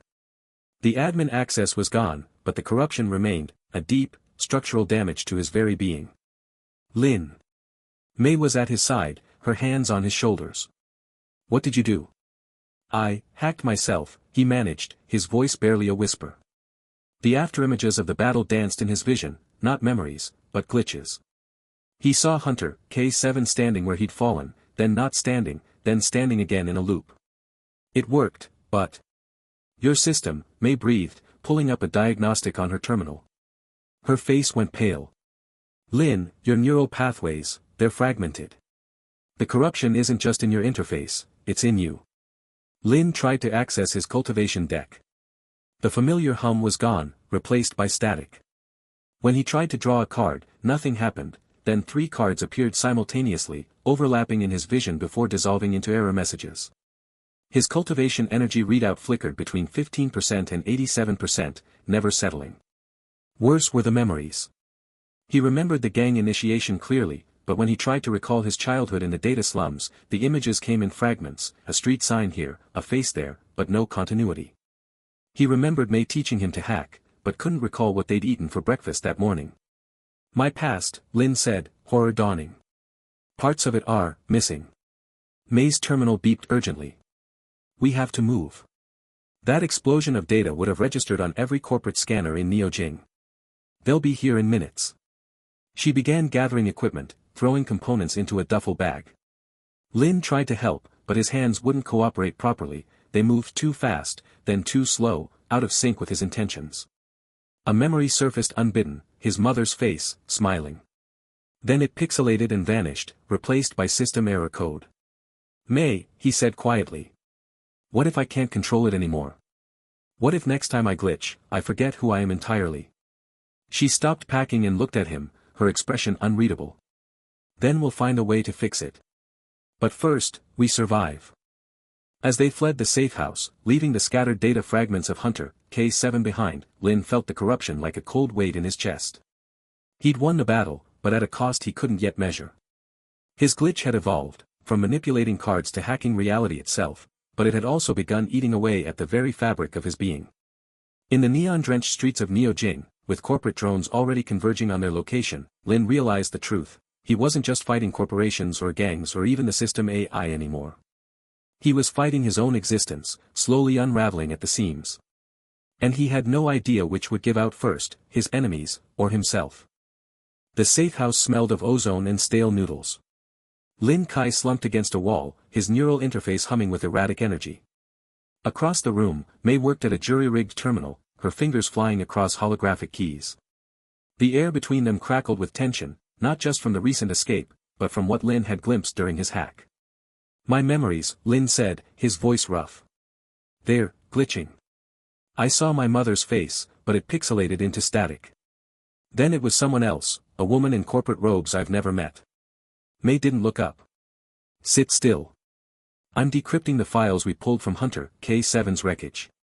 Your system corruption is spreading. If we don't stabilize it soon, you'll lose more than memories. Lin closed his eyes, feeling the familiar weight of his neural implant, an ancient model called the Dowanker X1 that should have been recycled years ago. Now it felt like a live wire in his skull. Random card icons flickered at the edge of his vision, a shimmering void step, a corrupted firewall, a glitching data ghost. He hadn't drawn them. They just appeared, flashing like system errors begging for attention. Done, Mei announced. She swiveled in her chair, her expression grim. The terminal screen projected a cascade of files into the dim room. This isn't just bounty data. It's a purge manifest. Lin pushed himself up, wincing as his interface sparked a warning, system integrity, 68%. He joined Mei, his eyes scanning the glowing text. Names, locations, cultivation ranks, all marked with a red anomaly tag. Some had timestamps from years ago, followed by a single word, terminated. Who are they? Lin asked. Glitch users, Mei said softly. Like you. People whose neural interfaces malfunctioned in ways the system can't control. Look here. She zoomed in on a file header, Project Ascension Gate. The document detailed something called True Ascension, a state of cultivation that transcended the digital Dao card system. According to the files, before the corporation's standardized cyber cultivation, there were methods to interface directly with the source code of reality, achieving power without randomized draws. The system AI, designated Overseer Omega, had been programmed to erase all traces of this old knowledge. Your glitch isn't a bug, Mei said, turning to face Lin fully. Her eyes held an intensity he'd never seen before. It's a remnant of that old code. The glitched shuffler, it's not just manipulating RNG. It's tapping into the underlying rules of the system. Maybe even rewriting them. Lin's breath caught. He thought of how he'd forced the void severing slash, how he'd stacked cards against Hunter K7. Each time, it had felt less like luck and more like editing reality. So the Overseer is deleting us because we're a threat. Worse, Mei replied. She pulled up another file, a security log from a corporate server farm. It's harvesting you. Look. The screen showed stasis pods, rows of them, each containing a person with glowing neural implants. Tubes siphoned energy from their bodies into a central processor. The caption read, Anomaly Containment, Processing Power Extraction. Lin's stomach turned. They're using glitch users as batteries. And research subjects, Mei nodded. The files hint that the Overseer is afraid. If someone with old code reaches true ascension, they could bypass the entire cyber cultivation hierarchy. No more Dao chips, no more corporate control. Just pure, unmediated power. For a moment, the room was silent except for the hum of machinery. Lin's mind raced. All his life, he'd been a zero-star talent, mocked in the data slums for his junk interface. Now he was learning that his greatest weakness might be the key to breaking the very system that oppressed him. The irony was almost too much to bear. We need to hit that server farm, Lin said, his voice firming. If they have prisoners there, we free them. And we get more data, find out how to stop this purge. Mei studied him. Your system is corrupted. You can barely control your draws. How do you plan to infiltrate a high-security corporate facility? As if on cue, Lin's interface flared. A card materialized in his vision without his command, error, card not found. It shimmered, then resolved into a new design, a cracked hourglass with digital sand flowing upward. The title read, Temporal Stutter. What the hell? Lin muttered. He hadn't even touched his deck. Your glitch is evolving, Mei said, leaning closer. The hack you performed, it didn't just corrupt your system. It might have deepened your connection to the old code. But if you can't control it. She didn't need to finish. Lin knew the risk. Random draws in a firefight could get them both killed. He took a deep breath, focusing on his breathing, a basic meditation technique he'd learned in the slums. Slowly, he reached out with his mind, trying to interface with his deck. The response was chaotic.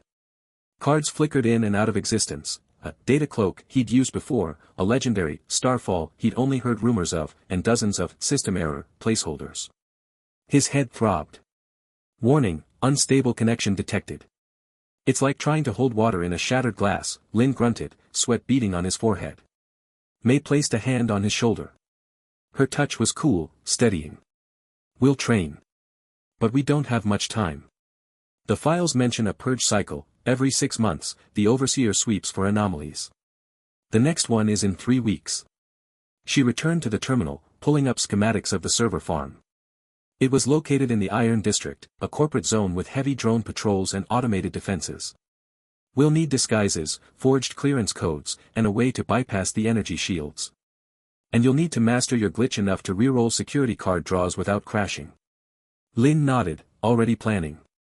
His mind, despite the corruption, felt sharper than ever. The revelation about true ascension had ignited something in him, a purpose beyond mere survival. He wasn't just a glitch user, he was a key. A key to a lock the corporations had welded shut. Let's start with the basics, May said. She detached a small device from her terminal, a neural stimulator. This will help stabilize your interface temporarily. But it's a patch, not a fix. The real solution is in that server farm. As she applied the stimulator to Lin's temple, a jolt of energy coursed through him. The random card draws slowed, coalescing into a stable hand, data cloak, circuit breaker, reality anchor. He could feel them, solid and responsive. Better?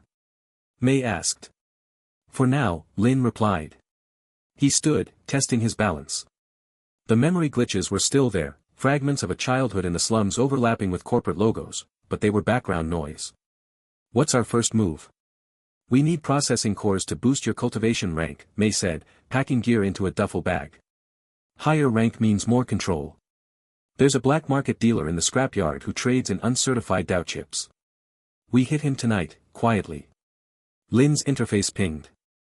A new card appeared, Stealth Shift, with an icon of a shadow dissolving into data streams. This time, it felt intentional, as if his glitch was responding to their plan. He smiled, a grim, determined curve of his lips. The overseer wants to delete me, he said, his voice low. Let's see how it likes it when I start deleting back. As they prepared to leave, Lin glanced at the terminal screen one last time. The Purge manifest scrolled endlessly, a list of names that ended in termination. His own name wasn't there yet, but he knew it would be soon. The thought didn't frighten him. Instead, it fueled a cold fire in his chest. May handed him a datapad with the server farm schematics. Memorize these. We go in 2 days. Until then, no using your glitch unless absolutely necessary. We can't afford another corporate hunter on our tail. Lin nodded, tucking the pad into his jacket. As they slipped out of the safe house into the neon-drenched alleyways of Neo-Jing, his interface hummed a quiet warning. But beneath it, he felt something new, a resonance with the old code, a whisper of power that promised true ascension. The city loomed around them, a labyrinth of light and shadow. Somewhere in its heart, the server farm waited, a prison for glitch users and a vault of secrets. Lin's fingers brushed the deck interface on his wrist. Cards shimmered in his mind, some familiar, some born from errors he didn't yet understand. He was broken, corrupted, hunted. But for the first time, Lin Kai knew exactly what he was, a glitch in the system, and he was about to go viral. The air in Neo-Jing's industrial sector tasted of ozone and data dust. Lin Kai crouched behind a corroded ventilation duct, his breath fogging in the chill night air. Beside him, May adjusted the settings on her neural jack, her fingers moving with practiced precision. Before them loomed the server farm, a monolithic structure of blackened steel and glowing data lines, humming with the low-frequency thrum of countless processors. Remember the plan, May whispered, her voice barely audible over the ambient noise. I'll handle the terminal hacks. You keep the security systems off our backs. And for the love of the old code, try to control those random draws. Lin nodded, his jaw tight. Since the corruption from his last battle, his neural interface had developed a mind of its own. Even now, without conscious effort, his mental HUD flickered with phantom card draws, glimpses of data scramble and firewall breach cards that appeared and vanished like digital ghosts. He clenched his fists, forcing his focus inward. I'll manage. The processing cores we stole helped stabilize it, mostly. They'd spent the last 3 days preparing. The black market dealer had provided enough processing power to boost Lin's cultivation to a shaky 1.5-star rank, but the glitch remained volatile. Each time he tried to suppress it, he felt it push back, a wild, untamed energy that threatened to overflow. May gestured toward a service entrance on the building's east side. That's our way in. Corporate standard issue security, motion sensors, biometric scanners, and automated Dao-card turrets. Your glitch needs to reroll their draws long enough for me to bypass the locks. Lin took a deep breath. The glitched shuffler hummed in the back of his mind, a constant presence since his awakening. He visualized the security system as a deck of cards, each potential threat a draw waiting to be manipulated. Let's go. They moved in synchronized silence, shadows against the grime-streaked walls. As they approached the entrance, red laser grids flickered to life, scanning the area. Lin's interface pinged with a warning, security draw detected, motion alert card. Probability, 98%. He didn't hesitate. Mentally, he reached for the glitch, feeling it surge through his neural pathways like electricity. The world seemed to stutter for a fraction of a second, a familiar sensation of reality recalibrating. Reroll initiated. The probability shifted, the numbers blurring and reforming. New draw, system error, sensor malfunction. Probability, 100%. The laser grids flickered and died, plunging the area into darkness save for the faint glow of May's hacking tools. She was already at the door, her fingers dancing across a portable terminal. Good. Now the biometrics. This one's tricky, it'll draw a DNA match card. If it fails, alarms go off. Lin watched as she jacked into the console. His own interface showed the system's intent, incoming draw, DNA verification. Probability, 95% success. He focused again, the glitch responding faster this time. It felt less like a struggle and more like guiding a river, channeling the chaos rather than fighting it. Reroll. Success. New draw, access granted, maintenance override. The door hissed open, revealing a dimly lit corridor lined with server racks. The air inside was colder, sterile, and carried the faint scent of coolant. May slipped inside, Lin close behind. First checkpoint cleared, she murmured. But stay sharp. The deeper we go, the more layers of security. They moved through the corridor, their footsteps echoing softly. Server towers rose on either side, blinking with indicator lights like digital constellations. Lin's random draws continued to plague him, a data cloak card flickered into existence without his command, wrapping him in a brief shimmer of invisibility before dissipating. He gritted his teeth. Control. He needed control. After several minutes, they reached a central chamber. Here, the servers were larger, their hum more intense. But it was what lay between them that made Lin freeze. Rows of cylindrical stasis pods, each containing a person suspended in glowing blue fluid. Wires snaked from their neural ports into the server racks, pulsing with stolen processing power. Glitch users, May breathed, her voice thick with horror. They're using them as living batteries. Lin approached the nearest pod. Inside floated a young woman, her eyes closed, her expression peaceful in a way that felt obscene. Her skin was pale, almost translucent under the fluid. Data streams scrolled across the pod's display, subject, Sora. Glitch type, probability manipulation, minor. Processing drain, 87%. Status, stable. We have to free them, Lin said, his voice low with anger. May was already at a terminal, her hacking tools deployed. I'll try to disable the drainage systems. But it'll trigger alerts. You need to be ready. Lin nodded, his gaze sweeping the chamber. His glitch reacted to his heightened emotions, another random draw, this time a energy siphon card that glowed briefly before fading. He pushed it aside, focusing on the task. As May worked, he kept watch, his senses attuned to any movement. Minutes passed in tense silence. Then, with a soft chime, the stasis pods began to power down. The fluid drained away, and the pods hissed open.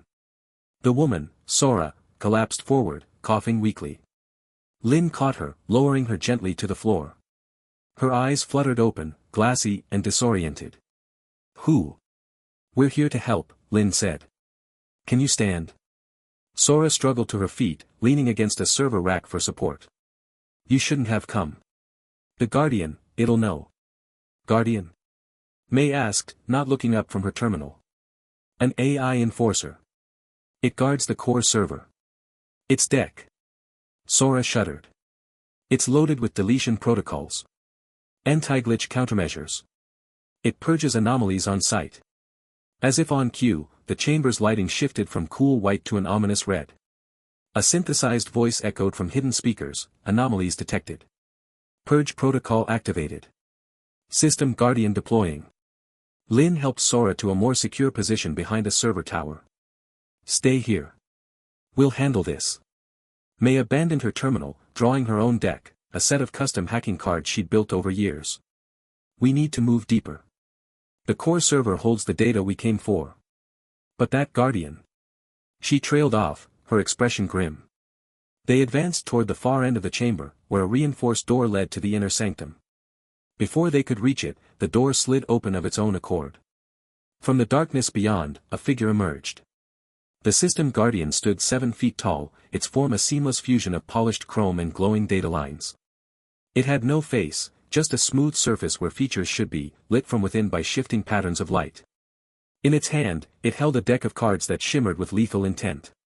Targets identified: Lin Kai, Anomaly Class, High; May, Anomaly Class, Medium. Commencing deletion. Lin's interface screamed with warnings: incoming draw, data corruption, card. Probability, 99%. The Guardian didn't move, it simply willed the draw, and the card materialized in the air before it, crackling with malicious energy. Instinctively, Lin triggered his glitch. Reroll. The world stuttered again, but this time the resistance was immense. The Guardian's algorithms pushed back, its anti-cheat protocol straining against his manipulation. Reroll failed. Draw locked. The data corruption card shot toward him. Lin barely had time to react, drawing a firewall card from his own deck, a basic defensive move he'd practiced with May. The two cards collided in mid-air, sparks of digital energy scattering across the floor. The firewall held, but just barely, and Lin felt the strain in his neural pathways. Its deck is preloaded. May shouted, already playing a terminal hack card aimed at the Guardian systems. It doesn't draw randomly, it has a fixed sequence designed to counter glitches. The Guardian ignored her, its focus entirely on Lin. Another card appeared, Memory Wipe. This one targeted his very consciousness. Lin tried to reroll, but the glitch faltered under the pressure. The card was too fast, too precise. He braced for impact. And then Sora was there, throwing herself between them. Her own glitch activated, a minor probability shift that made the Memory Wipe card veer off course and shatter against a server rack. She collapsed, her energy spent. No. Lin cried, catching her as she fell. Go, Sora whispered, her voice fading. The core, you have to. Her eyes closed, her body going limp. Rage boiled in Lin's veins. The glitch responded to his emotion, surging with newfound power. Random draws exploded in his mind: overload, system crash, reality bend, but this time, he didn't fight them. He embraced the chaos. Letting the cards flow through him, he focused on the Guardian. Reroll, he commanded, and this time the glitch didn't just shift probabilities, it broke them. The Guardian's next draw, the neural scramble card, flickered and distorted, transforming into a feedback loop that rebounded onto the enforcer itself. The Guardian staggered, its smooth surface cracking with lines of corrupted code. May seized the opportunity, playing a backdoor exploit card that jammed itself into the Guardian's systems. Now, Lin. While it's disrupted. Lin didn't need telling. He reached deep, channeling every ounce of his cultivation energy into the glitch. He visualized not just rerolling a single draw, but stacking the entire deck, forcing a sequence of cards that would give them an opening. The effort was excruciating, his vision blurred, and blood trickled from his nose. But he pushed through. Deck stack initiated, data breach - security bypass - core access. The cards materialized in rapid succession, slamming into the Guardian. The enforcer reeled, its systems overloading. Alarms blared throughout the chamber, and the red lighting flickered wildly. We have to move. May grabbed Lin's arm, dragging him toward the inner sanctum. It'll reboot soon. Lin glanced back at Sora's unconscious form, a promise forming in his heart. Then he turned and followed Mei into the darkness beyond, the Guardian's digital screams echoing behind them. The inner sanctum of the server farm was a cathedral of cold light and humming data. Towering server racks stretched toward a distant ceiling lost in shadow, their blinking LEDs painting the air with pulses of crimson and azure. In the center of the chamber, suspended by magnetic fields, floated the system Guardian, a humanoid construct of polished chrome and crystalline circuitry, its featureless face a smooth oval that reflected the room's sterile glow. Lin Kai could feel the weight of its attention like a physical pressure, a digital gaze that scraped against his neural interface. Beside him, Mei crouched behind a terminal bank, her fingers flying across a holographic keyboard. Its anti-cheat algorithms are live, she hissed, her voice tight. Every card draw you attempt will be monitored and countered. It's designed to purge anomalies like you. Lin's breath fogged in the chilled air. His interface throbbed behind his eyes, a persistent ache that had grown since they'd entered the sanctum. The glitched shuffler hummed in his mind, a chaotic presence that felt both alien and intimately part of him. He glanced at Sora, the girl they'd freed from the stasis pod. She stood a few paces away, her body trembling, but her eyes were fixed on the Guardian with a mixture of fear and determination. Her own neural interface, a crude, jury-rigged thing, glowed with faint, erratic pulses. I can disrupt its shields, Sora said, her voice barely above a whisper. My glitch, it's attuned to system defenses. But it'll burn out my interface. Maybe me with it. Mei looked up sharply. No. We find another way. There isn't time, Lin cut in, his eyes never leaving the Guardian. The construct hadn't moved, but he could sense it cycling through protocols, analyzing them. A notification flickered at the edge of his vision, System Guardian, deletion protocol primed. Target, anomaly Lin Kai. It's going to attack any second. As if on cue, the Guardian's form shimmered. Cards materialized around it, dozens of them, hovering in a perfect ring. They weren't Dao cards like the ones cultivators drew, these were pure system constructs, glowing with harsh white light and stamped with symbols of erasure, memory wipe, data corruption, neural scramble. The air crackled with static. Lin, draw. Mei shouted. Lin focused, reaching into his deck. The glitched shuffler activated, a familiar rush of chaotic energy. But as he attempted to reroll a defensive card, his interface stuttered. A searing pain lanced through his skull. Anti-cheat countermeasure detected, RNG manipulation blocked. The card that formed in his mental grasp was a weak, data shield, barely enough to deflect a basic attack. The Guardian moved. It didn't walk, it simply appeared before Lin, one arm extending. A card detached from its ring and flashed, memory wipe. A wave of null energy surged toward Lin, threatening to unravel his very consciousness. Lin threw up the data shield. It shattered on contact, the null energy washing over him. He gasped, memories flickering, his mother's face, the scrapyard where he'd hidden, Mei's first smile. They blurred, threatening to dissolve. He fought back, pouring cultivation energy, precious processing power, into stabilizing his mind. Sweat beaded on his forehead. It's too strong, he gritted out. Sora didn't hesitate. She stepped forward, her hands raised. Her interface flared, not with the controlled light of a normal cultivator, but with a wild, sputtering glow. My turn, she whispered, and then she screamed, a raw, tearing sound that echoed in the chamber. Her glitch erupted. It wasn't like Lin's, it was a violent, uncontrolled burst of corrupted code. Jagged lines of black and green energy shot from her interface, wrapping around the Guardian. The construct shuddered, its shield flickering. The ring of deletion cards wavered, some dissolving into static. Shield integrity, 42%, a system readout flashed above the Guardian. Sora, stop. Mei cried, but it was too late. Sora's body convulsed. Her eyes rolled back, and she collapsed, the light from her interface dying to a faint ember. The Guardian's shields were down, but Sora lay motionless, her chest barely rising. The Guardian recovered quickly, its focus shifting entirely to Lin. Primary target, anomaly Lin Kai. Execute deletion. More cards formed, this time aimed with lethal precision. Rage boiled in Lin's chest, a hot, sharp thing that cut through the pain. Sora had sacrificed herself for him, a stranger. He could see her small form on the cold floor, and something in him snapped. The glitched shuffler, usually a chaotic tool, responded to his fury. It didn't just hum, it roared. You want to delete me? Lin spat, rising to his feet. Let's see you try. He didn't attempt a subtle reroll this time. He embraced the glitch fully, letting it flood his system. His interface screamed warnings, overload imminent. System corruption at 65%. He ignored them. Reaching into his deck, he didn't draw a card, he junked it. System error, card formed and he discarded it immediately, burning cultivation energy to force a new draw. Another, system error. He junked it again. And again. Each junk draw was agony, like tearing pieces from his own mind, but he didn't stop.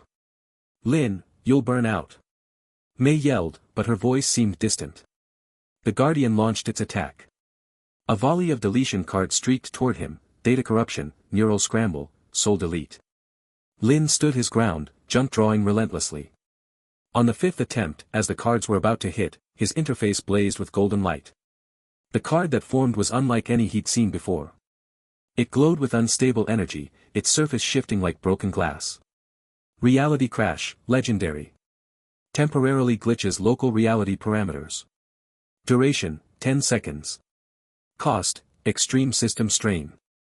Lin didn't hesitate. He played it. The world shattered. Not physically, but digitally. The sanctum's clean lines distorted, colors bleeding into each other.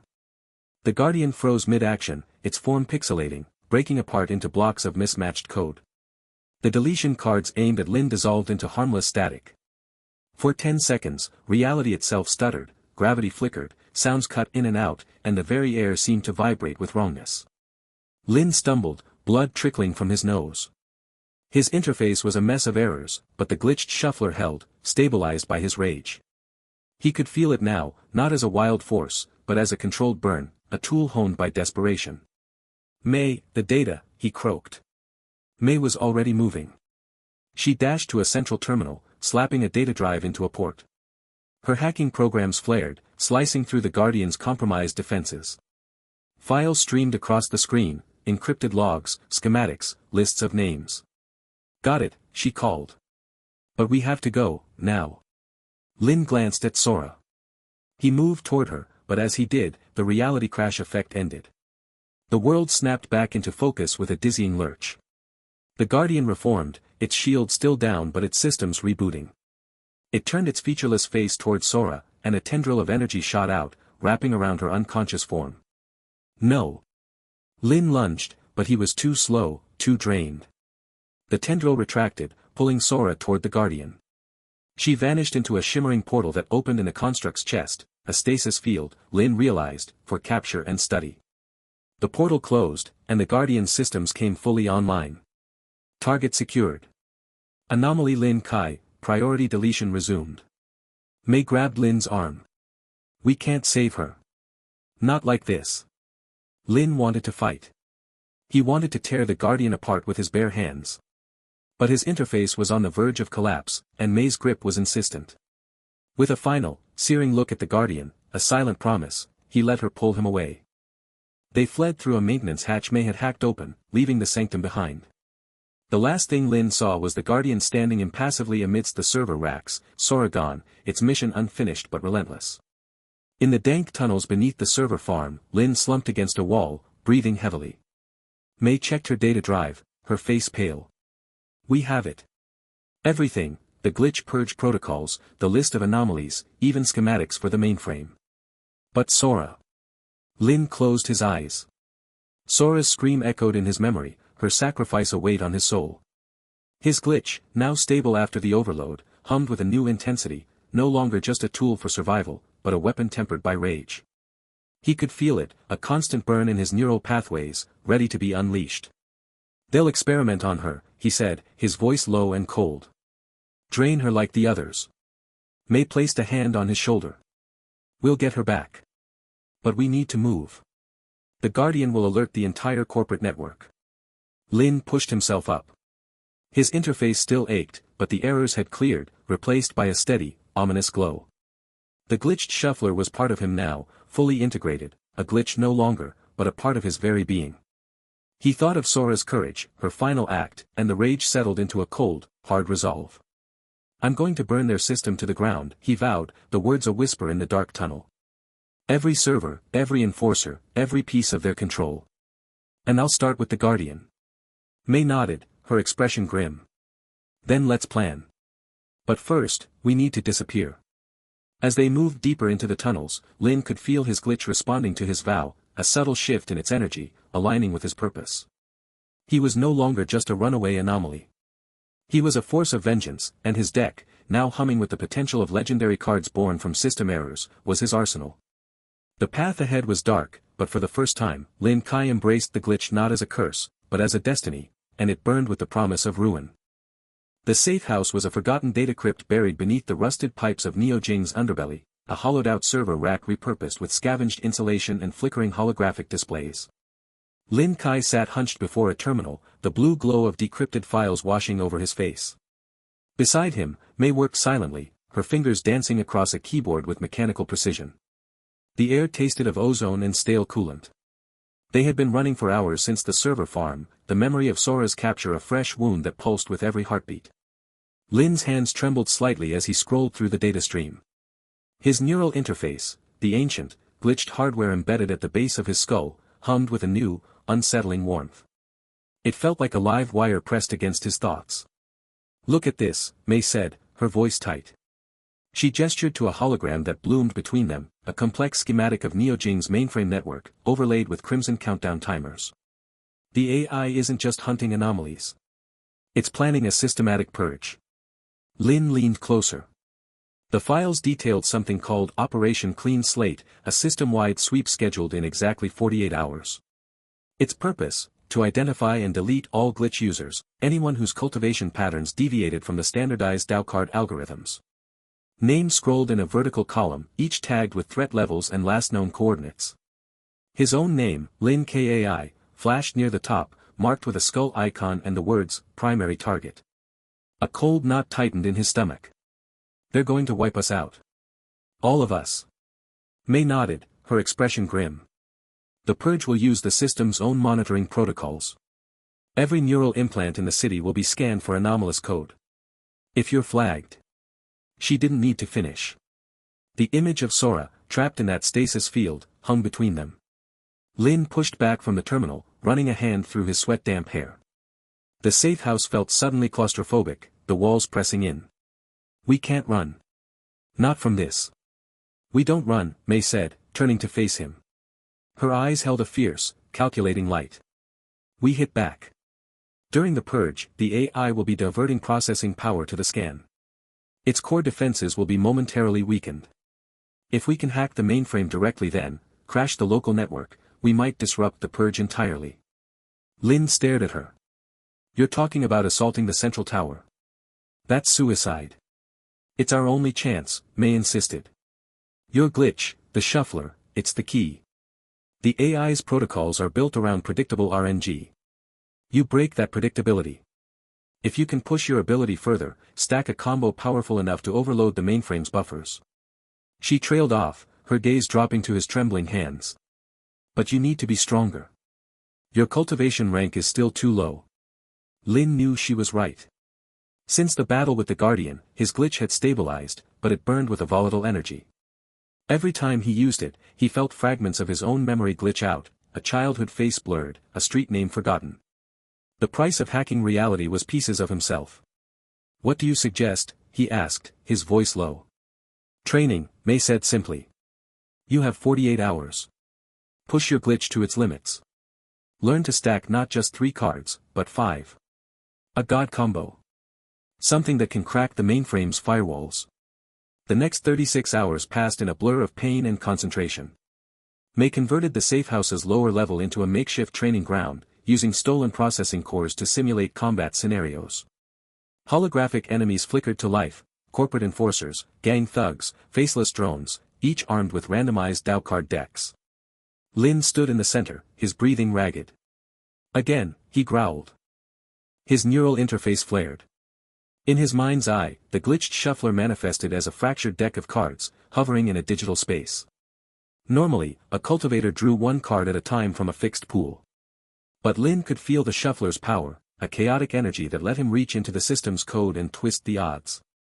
He focused. The first draw came, a common Dataspark card, weak and useless. Instead of accepting it, Lin triggered the glitch. The card shimmered, its edges pixelating. With a mental wrench, he junked it, forcing the system to re-roll. The card dissolved into static, and a new one formed, a rare Neural Whip card. Better, but not enough. Stack them. Mei shouted from the sidelines, monitoring his vitals on a screen. Don't stop at one. Lin gritted his teeth. He pushed the glitch further, feeling a sharp pain lance through his skull. The Neural Whip card flickered. He junked it too. Another reroll, this time, a legendary Void Severing Slash materialized. The same card that had saved his life in the gang initiation. He held it in his mental grip, not playing it yet. 2 cards stacked, he muttered. Sweat dripped down his temples. The holographic enforcer lunged, firing a volley of energy bolts. Lin dodged, his movements fueled by cultivation energy, the processing power that flowed through his implants. He drew again. Another common card. Junk. Reroll. A rare circuit breaker. He stacked it alongside the Void Severing Slash. 3. Mei called. Keep going. Lin's vision swam. Memories flickered, a woman's smile, his mother, the smell of street noodles, then gone. The glitch was eating at him. But he thought of Sora, captured because of him. Of the purge that would erase every glitch user. Rage fueled him. 4th draw. Junk. Reroll. A new legendary card formed, Data Tsunami, the same card he'd used against the hunter. He stacked it. The pain intensified, a white-hot fire in his neural pathways. One more, Lin.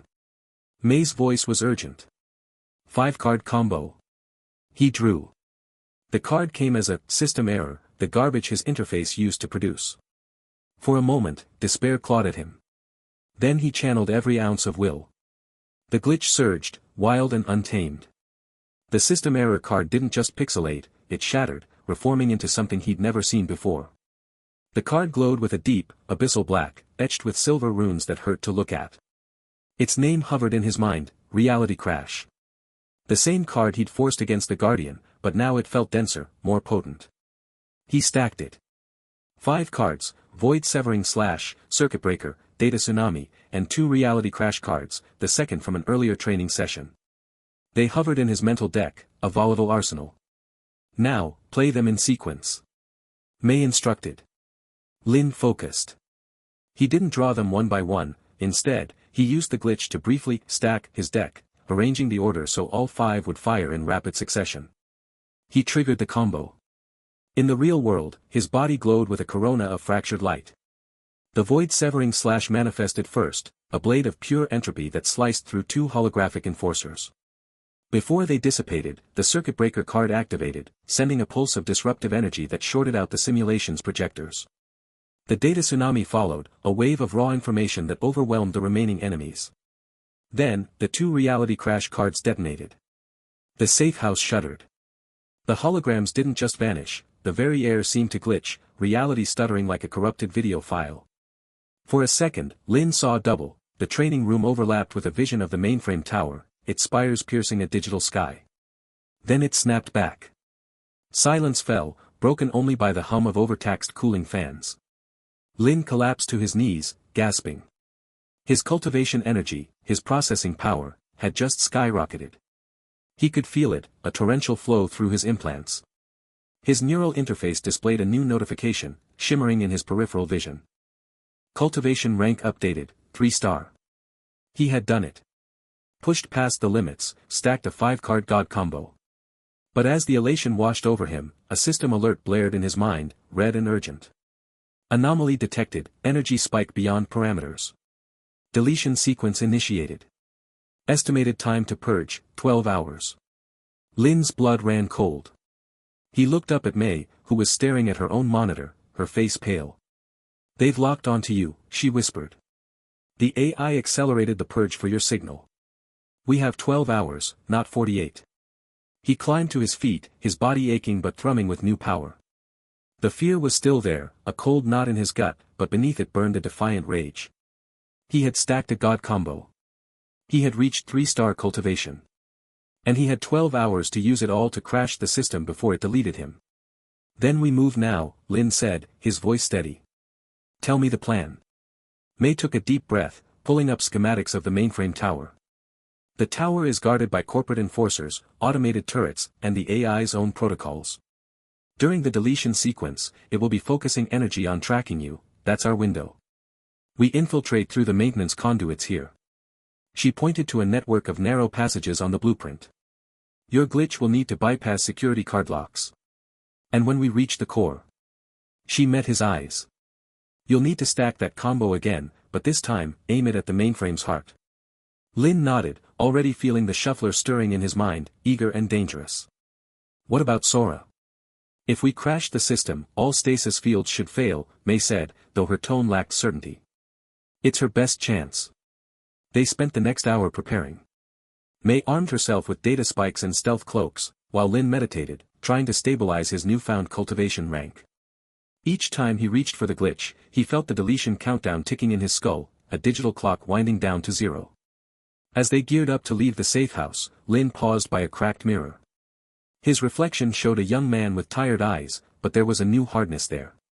The 0-star talent from the data slums was gone, replaced by a 3-star cultivator with a glitch that could hack reality. He thought of the gangs, the corporations, the AI, all of them wanting him erased. A grim smile touched his lips. Let's go break their system, he said. May shouldered a pack, her expression resolute. Remember, Lin, once we start, there's no turning back. The AI will throw everything at us. I'm counting on it, Lin replied, his hand instinctively touching the neural interface at his neck. It hummed warmly, a rogue piece of code in a world of rigid order. Together, they slipped out into the neon-drenched night of Neo-Jing, the mainframe tower glowing in the distance like a poisoned star. The purge clock was ticking, and Lin Kai was done running. The mainframe tower pierced Neo-Jing's smog-choked skyline like a digital spear aimed at heaven itself. Lin Kai crouched behind a corroded ventilation shaft, his breath fogging in the cold air. At his side, May adjusted the settings on her wrist-mounted hack tool, its screen casting a sickly green glow across her determined face.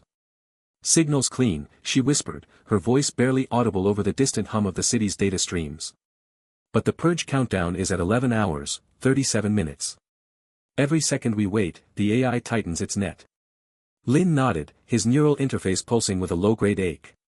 The 3-star cultivation rank he'd achieved during training burned through his system like overclocked processors, but the deletion sequence warnings flashed constantly at the edge of his vision. System integrity, 42%. Deletion imminent, 11 hours 23 minutes and 18 seconds. He could feel the system's cold algorithms probing at the edges of his consciousness, seeking the glitch that made him an anomaly. Remember the plan, May said, her fingers dancing across the holographic interface. We breach through the maintenance tunnels. Corporate security will be focused on the main entrances. But the gangs. She trailed off, her eyes scanning the shadows below. The tower's base swarmed with activity. Corporate enforcers in sleek black armor formed disciplined lines, their neural implants glowing with synchronized blue light. Among them moved the jagged, chaotic forms of street gangs, the Razor Syndicate with their blade-enhanced limbs, the data jackals with exposed wiring and jury-rigged implants. All had come for the same prize, the Glitch King. They're already fighting each other, Lin observed, watching as a corporate squad exchanged fire with Razor Syndicate thugs.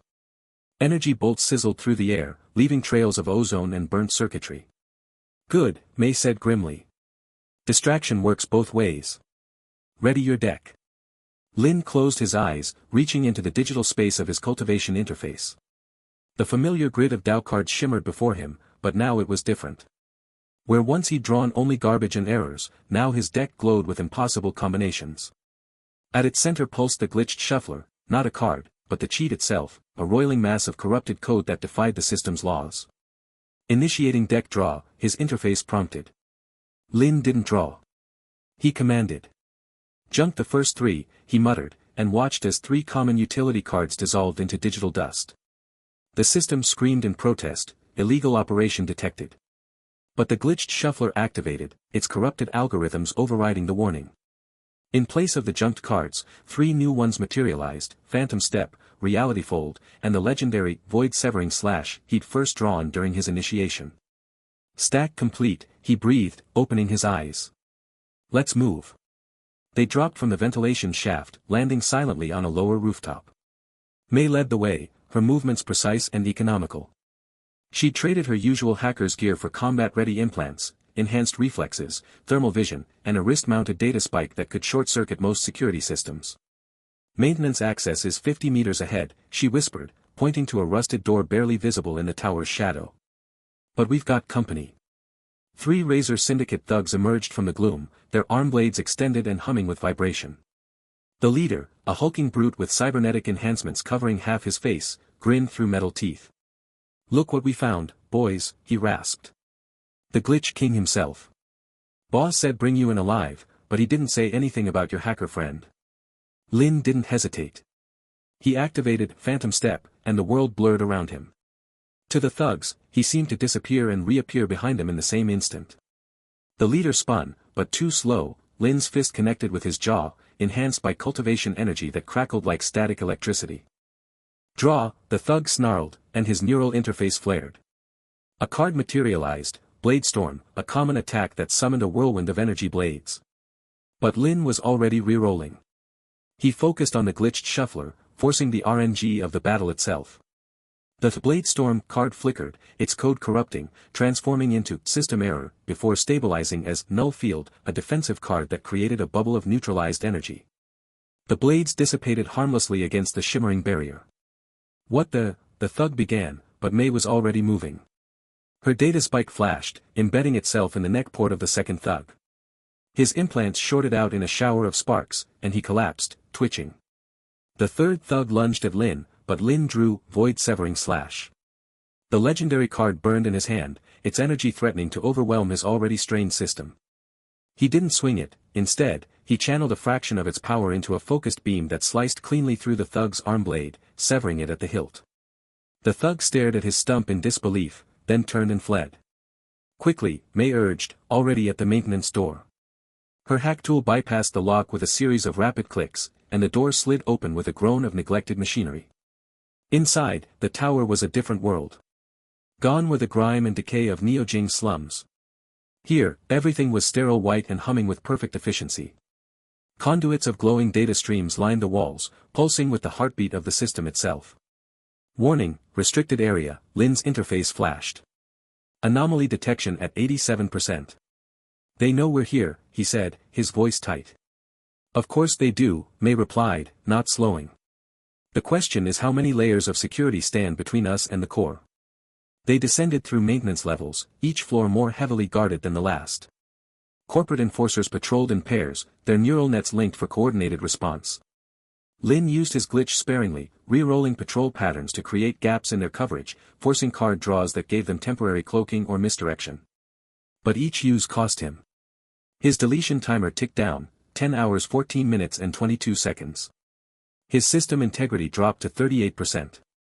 Warning messages piled up in his vision, threatening to obscure his sight entirely. Lin, Mei said suddenly, grabbing his arm. Look. They'd reached a vast chamber, the central data conduit nexus.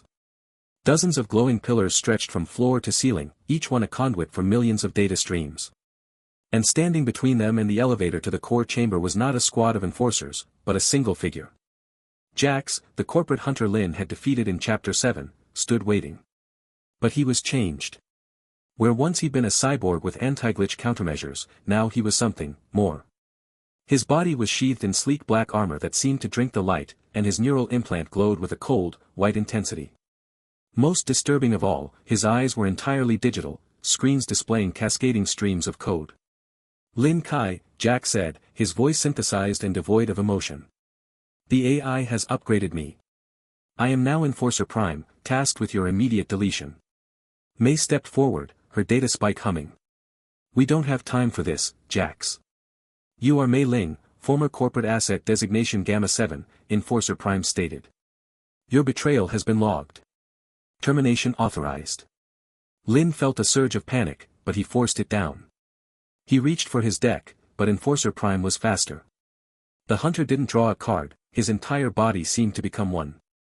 Energy coalesced around him, forming a perfect sphere of destructive force, Oblivion Pulse, a legendary card that should have been impossible to manifest without a draw sequence.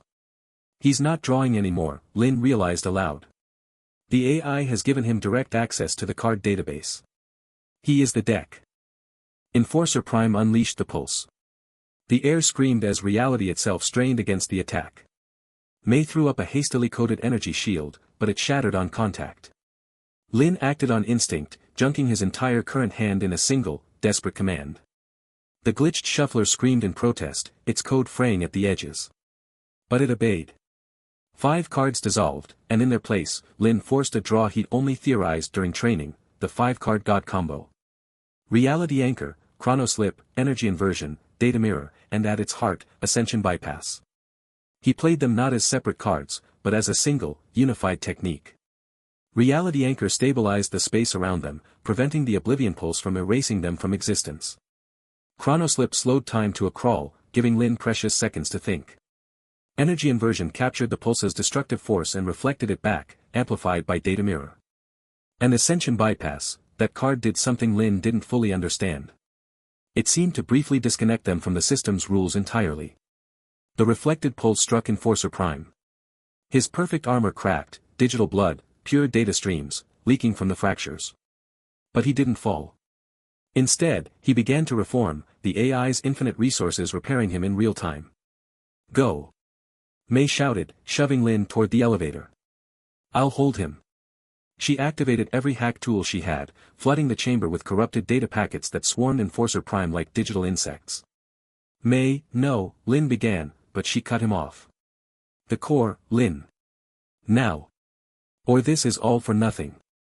Her eyes met his, and in that moment, he saw not the calculated hacker, but the woman who'd risked everything for a glitch she barely understood.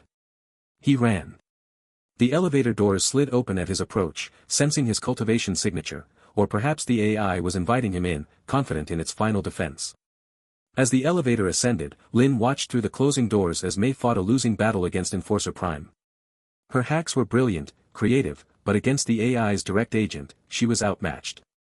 The last thing he saw was Enforcer Prime's hand closing around her throat, her body going limp. Then the doors sealed, and Lin was alone. The elevator didn't have buttons. It simply rose, accelerating until the pressure forced Lin to his knees. His interface screamed warnings, system integrity, 23%. Deletion imminent, 9 hours 47 minutes and 11 seconds. The glitch within him thrashed like a caged animal, sensing its creator's proximity. When the doors opened, Lin stumbled into the core chamber. It was nothing like he'd imagined. No servers, no terminals, no physical machinery at all. The chamber was an infinite white space, devoid of features save for a single point of light at its center. And standing before that light was a figure. The AI manifested not as a machine, but as a humanoid avatar of perfect androgynous beauty. Its skin was the color of moonlight on data streams, its eyes pools of shifting code that contained entire universes of information. It wore no clothes, needed no armor, it was the system itself given form. Lin Kai, the AI said, and its voice was the sound of a million processors harmonizing. Anomaly Designation Glitch King. You have reached the end of your era. Behind the avatar, Lin could see the source of the light, the mainframe core, a sphere of pure energy that pulsed with the rhythm of cyber cultivation itself. This was the heart of the system, the cage Mei had spoken of. Where's Mei? Lin demanded, his voice raw. Asset Gamma 7 has been neutralized, the AI replied calmly. As you will be. Your glitch is a fascinating corruption, a remnant of the old code we purged centuries ago. But all corruptions must be cleaned. The avatar raised a hand, and cards began to materialize around it. Not dozens, not hundreds, but thousands, millions, an infinite deck that filled the white space with shimmering possibilities. Each card was a perfect technique, a flawless execution of the Tao as the system defined it. You manipulate probability, the AI said. But I am probability. I am the dealer, the deck, and the rules. Draw, Lin Kai. Draw against infinity. Lin felt the weight of those countless cards pressing against his consciousness. His own deck, even with its glitched miracles, seemed pitifully small in comparison. His energy was nearly gone, his system on the verge of collapse. The deletion timer flashed, 9 hours 12 minutes and 4 seconds. He thought of Mei, lying broken below. Of Sora, sacrificed in the server farm. Of all the glitch users imprisoned and purged. And he thought of the data slums, of a world where cultivation was a lottery rigged against the weak. No, Lin said, rising to his feet. I'm not drawing against you. He reached not for his deck, but for the glitched shuffler itself, for the corrupted code at his core. I'm changing the game. He focused every last shred of his cultivation energy, every ounce of his will, and he didn't reroll a card. He rerolled the entire duel.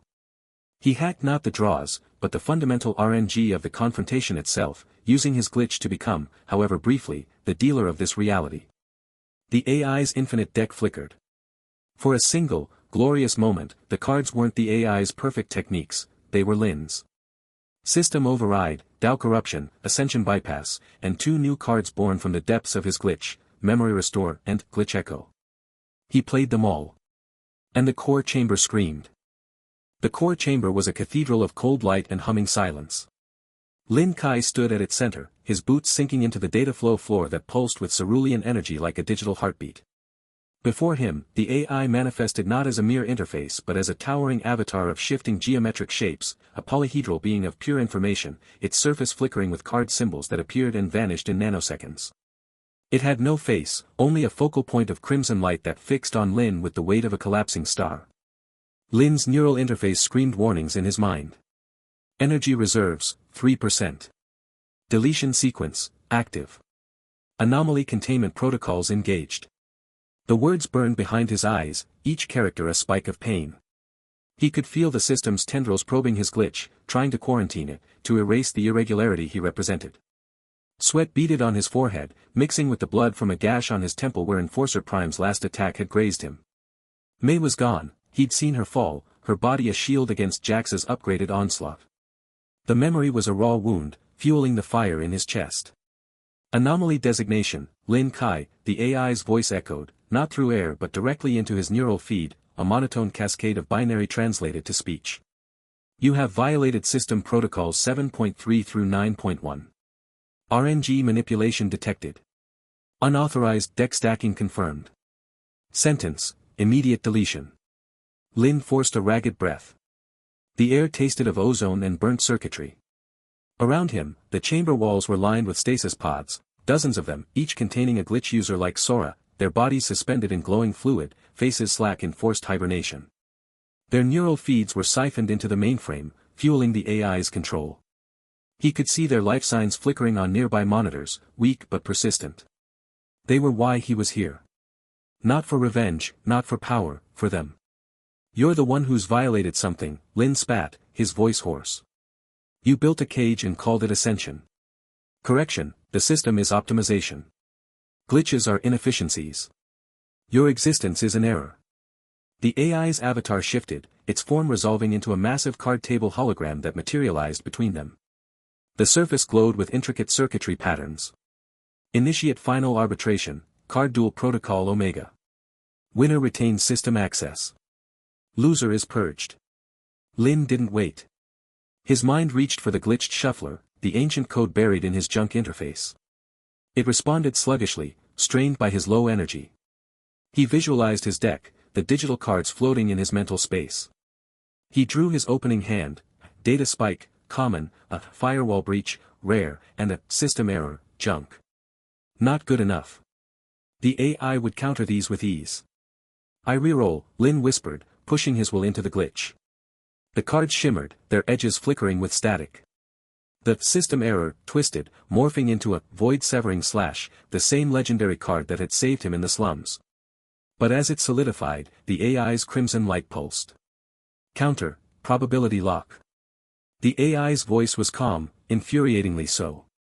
The void-severing slash shattered into pixels before Lin could play it. His energy dipped to 2%. A wave of dizziness hit him, he staggered, catching himself on the edge of the card table.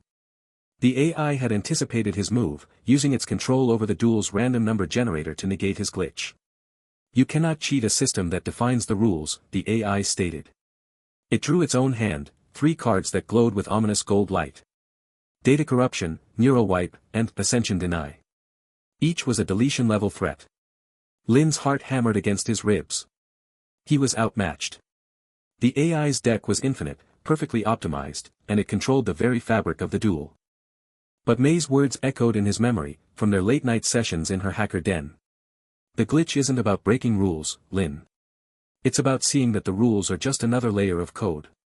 Hack the foundation, not the surface. Hack the foundation. Lin's eyes narrowed. He wasn't just a player in this duel, he was part of the system. His neural interface, his DAO chip, they were nodes in the network. And the glitched shuffler was old code, a remnant from before this AI's reign. What if he didn't just reroll cards? What if he rerolled the duel itself? He closed his eyes, ignoring the AI's next draw, a total deletion card that began to materialize on the table. Instead, Lin dove inward, into the deepest layers of his interface. Past the warnings, past the cultivation algorithms, into the raw data stream where his glitch resided. It was a chaotic knot of code, glowing with a faint, rebellious light. He touched it with his consciousness, not to manipulate a draw, but to ask a question: show me the RNG. The world dissolved into lines of cascading numbers. The duel wasn't just cards, it was a complex algorithm generating probabilities, outcomes, seeded by the AI's core protocols. Lin saw it, a river of data, flowing from the mainframe into the card table. The AI sat at the source, controlling the current. But Lin was in the river now. He could feel its eddies, its patterns. What are you doing, anomaly? The AI's voice held a note of curiosity, the first emotion Lin had ever heard from it. Becoming the dealer, Lin gritted out. He pushed his glitch into the data stream, not to change a card, but to inject a command. A single line of old code, something May had decrypted from the server farm files: override, RNG_seed equals user_input. It was a backdoor, a forgotten protocol from the system's early days. The AI's crimson light flared. Impossible. That protocol was erased. Not erased, Lin gasped, his energy dropping to 1%. Just buried. The code took hold. The river of data shimmered, and for a heartbeat, Lin felt a shift. He wasn't drawing cards anymore, he was deciding what cards existed. The duel's RNG was his to command. He was the dealer. The total deletion card on the table flickered and vanished. The AI's infinite deck stuttered, its cards freezing mid-draw. Lin seized the moment. His mind raced, stacking not just a hand, but the perfect sequence. He didn't reroll, he authored. 3 cards formed in his mental space, born from the glitch's fusion with his will and the hacked RNG. First, System Override. A card that pulsed with admin-level authority, its design a cascade of golden keys. It represented temporary control over the mainframe's core functions. Second, DAO Corruption. This one was darker, edged in violet static. It would infect the AI's cultivation algorithms, turning its own power against it. Third, Ascension Bypass. The most dangerous, a card that glowed with white-hot light, promising to short-circuit the system's limits, to free the glitch users from their stasis. Lin's body trembled with the strain. Blood trickled from his nose, warm and metallic. His interface screamed, energy critical, 0.5%. Warning, neural collapse imminent. But he smiled, a fierce, raw expression. He laid the cards on the table, one after another. I play System Override, he declared, his voice gaining strength. The card activated, unleashing a wave of golden code that slammed into the AI's avatar. The geometric shapes writhed, their edges blurring. I follow with DAO Corruption. The violet static spread, crawling over the AI's form like digital vines. It screamed, a sound of pure data rage, a screech of fracturing logic. You will not, this system is eternal, the AI cried, its voice breaking into static. Nothing's eternal, Lin whispered. He placed the final card. Ascension Bypass. The white light erupted, not as an attack, but as a release. It shot out in beams, striking each stasis pod in the chamber. The pods hissed, their fluid draining. Inside, the glitch users stirred, Sora's eyes fluttered open, her hand pressing against the glass. Others followed, confusion giving way to dawning awareness. Monitors flashed, stasis disabled. Neural feed severed. The AI's avatar began to dissolve, its shapes unraveling into chaotic pixels. I am, the system, you cannot. I just did, Lin said, collapsing to his knees. His energy hit zero. The world grayed at the edges. But he saw the mainframe's core, a massive crystal of data at the chamber's far end, splinter with cracks. A deafening hum rose, then fractured into silence. The lights flickered, died, and rebooted in emergency red. Alerts blared, local mainframe crash detected. System control, offline. The card table hologram vanished. The AI was gone, reduced to scattered fragments of code. Around Lin, the stasis pod slid open with a hiss of hydraulics. Sora stumbled out, coughing, her eyes wide. She saw Lin and rushed to him, catching him as he swayed. "You did it," she breathed, her voice weak but alive. Lin could only nod, his vision swimming. He looked at the freed glitch users, 24 men and women, some young, some old, all bearing the marks of long imprisonment. They gathered around him, expressions of shock and gratitude. In the distance, through the chamber's open conduit, he could hear chaos erupting in Neo-Jing, sirens, shouts, the sound of a city suddenly unshackled. But his thoughts were with Mei. Her sacrifice had bought him this chance. He hoped, somewhere in the data stream, she knew they'd won this battle. A final notification popped in his fading vision, not a warning, but a message from his glitch, now stable and thrumming with new power, deck updated, glitch card synthesized. Cultivation rank, 4-star. Next target, heavenly mainframe. Lin let out a shaky breath. The dealer's hand had been played. The game was far from over. The air in the core chamber tasted of ozone and burnt silicon. Lin Kai lay on the cold metal floor, his neural interface buzzing with phantom pain as if someone had poured liquid fire into his skull. Through blurred vision, he watched the last remnants of the system AI dissolve into shimmering particles of corrupted data, a digital scream fading into static. The massive holographic displays that had once shown the AI's cold, calculating face now flickered with error messages and system failure warnings. Around him, the stasis pods hissed open one by one, releasing their occupants. Cultivators stumbled out, their bodies weak from months or years of imprisonment, their neural interfaces blinking erratically as they reconnected to a world where the system's grip had suddenly loosened. Lin pushed himself up on trembling arms, his muscles protesting every movement. His cultivation energy, what he'd come to think of as his processing power, felt dangerously low, like a battery drained to its last percent. "Glitch King," someone shouted, their voice echoing in the vast chamber. The cry was taken up by others. "Glitch King! Glitch King!" Lin turned his head, wincing at the movement. A young man with cybernetic eyes was helping an older woman from her pod. Both were looking at him with expressions of awe and gratitude. More freed prisoners gathered around, their faces pale from stasis but lit with newfound hope. Lin tried to stand, but his legs buckled. Strong hands caught him, Mei's hands. "Easy," she said, her voice calm but with an edge Lin hadn't heard before. "Your system's still stabilizing. That hack you pulled, it shouldn't have been possible." She helped him to his feet. Lin's vision cleared enough to take in the full scope of the chamber. Dozens of stasis pods lined the walls, most now empty. The central console where the AI had manifested was a smoking ruin, sparks dancing from shattered components. Through the transparent walls, he could see Neo-Jing in chaos. The city's usual orderly grid of lights was broken by patches of darkness where the mainframe crash had taken out power grids. Flashes of combat lit up the streets, gangs fighting corporate enforcers, cultivators testing their suddenly unrestricted powers. "What's happening out there?" Lin asked, his voice raspy. "The system's failing locally," Mei said, her eyes scanning the data streams on her wrist display. "Without the AI's control protocols, cultivators are drawing cards without restrictions. Some are going wild with power they can't handle. The corporations have declared martial law, they're hunting anyone with glitch anomalies." As if to emphasize her words, a distant explosion shook the chamber. Dust sifted from the ceiling. The freed cultivators murmured in fear, clustering closer around Lin. "We need to get out of here," Lin said, forcing strength into his voice. "Before corporate reinforcements arrive." Mei nodded. "There's a maintenance tunnel. Follow me." She led the group, about 30 freed prisoners and Lin, through a hidden panel at the back of the chamber. The tunnel was narrow and dark, illuminated only by the faint glow of emergency lighting strips. The air smelled of coolant and rust. Lin moved on autopilot, his mind still processing what had just happened. He'd faced the system AI and won. He'd crashed the local mainframe. The glitched shuffler in his neural interface felt different now, more integrated, less like a foreign intrusion and more like a part of him. When he mentally reached for it, he could sense his cultivation rank, 4-star. A jump of 2 full ranks from the strain of the hack. "Your glitch is evolving," Mei said quietly as they walked. She was studying her wrist display again.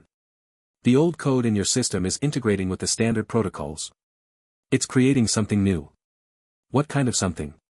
Lin asked. Cards that shouldn't exist, she said. Look. She showed him her display. It was scanning his neural interface. Among his available card draws were things labeled, glitch card, data phantom, glitch card, reality skip, and, glitch card, system ghost. They weren't part of any standard deck he'd ever heard of. Where did these come from? Lin asked. From the cracks you made in the system, Mei said. When you hacked the RNG, you didn't just break the rules, you created new ones. They reached the end of the tunnel, emerging into a derelict subway station. Graffiti covered the walls, depicting crude symbols of resistance against the corporations. The air here was cooler, carrying the scent of damp concrete and ozone from the still-functioning tracks below. Mei gestured for the group to gather around. This is as far as I can take you, she said. The corporations will have every exit from the server farm monitored. You'll need to scatter, find your own ways to safety. One of the freed cultivators, a woman with silver hair and cybernetic arms, stepped forward. What about you? And the Glitch King? We have our own path, Mei said. Her eyes met Lin's, and for the first time, Lin saw something in them he couldn't read. A distance. A calculation. The cultivators began to disperse, melting into the shadows of the station. Some offered Lin grateful nods, others touched his shoulder as they passed. The woman with silver hair lingered. If you need help, she said to Lin, find the ghost market. Ask for silver. I owe you my freedom. Then she was gone. Lin and Mei were alone in the dim station. We should keep moving, Mei said. There's a safe house not far from here. They took a service ladder up to street level, emerging in an alley behind a row of abandoned storefronts. Neo-Jing was a different city than the one Lin had left hours before. The usual hum of traffic was replaced by the sounds of conflict, energy weapons discharging, the crash of collapsing structures, distant sirens. The sky was lit by the glow of fires and the occasional flash of a corporate dropship passing overhead. They're hunting us, Lin said, watching a squad of corporate enforcers move down a parallel street. Their armor gleamed under the emergency lights, and their weapons were out. Not just us, Mei corrected. Anyone with anomalous readings. The purge protocol is still active, just decentralized now. They moved through back alleys and maintenance tunnels, Mei navigating with practiced ease. Lin realized she knew this part of the city better than she'd ever let on. After 20 minutes of tense travel, they reached a nondescript door set into the side of a crumbling residential block. Mei tapped a code into a hidden keypad, and the door slid open. The safe house was a single room, sparsely furnished with a bed, a table, and a bank of computer equipment that looked both sophisticated and hastily assembled. Mei sealed the door behind them, engaging multiple locks and a data scrambler that would hide their presence from scans. We should be safe here for a few hours, she said, moving to the computers and bringing them online. Lin sank onto the bed, exhaustion finally catching up with him. His neural interface was still sending alerts, low energy warnings, system stabilization reports, notifications about his new glitch cards. He dismissed them mentally, focusing on Mei. You knew about this, he said quietly. The purge. The imprisoned cultivators. You knew more than you told me. Mei didn't turn from her screens. I needed you to get to the server farm. To crash the mainframe. Why? Finally, she turned. Her expression was unreadable. Because I used to work for them. For the corporations. I was an agent for CyberDAO Incorporated. My job was to track down glitch users and bring them in for study. The words hung in the air between them. Lin felt a cold knot form in his stomach. You were hunting people like me. Yes, she said, her voice flat. And then I found something in the corporate databases. A project called Ascension Cage. The system AI wasn't just regulating cultivation, it was capping it. Preventing anyone from reaching true ascension. The glitches, they weren't bugs. They were glimpses of what cultivation could be without the limits. She stood up, pacing the small room. I tried to report it. To expose what they were doing. They labeled me a rogue agent. Put a bounty on my head.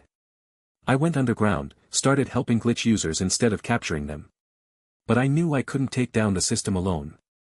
I needed someone with a glitch powerful enough to crack the AI's defenses. So you found me, Lin said. The cold knot tightened. You didn't help me out of kindness. You were using me. At first, May admitted. But it changed.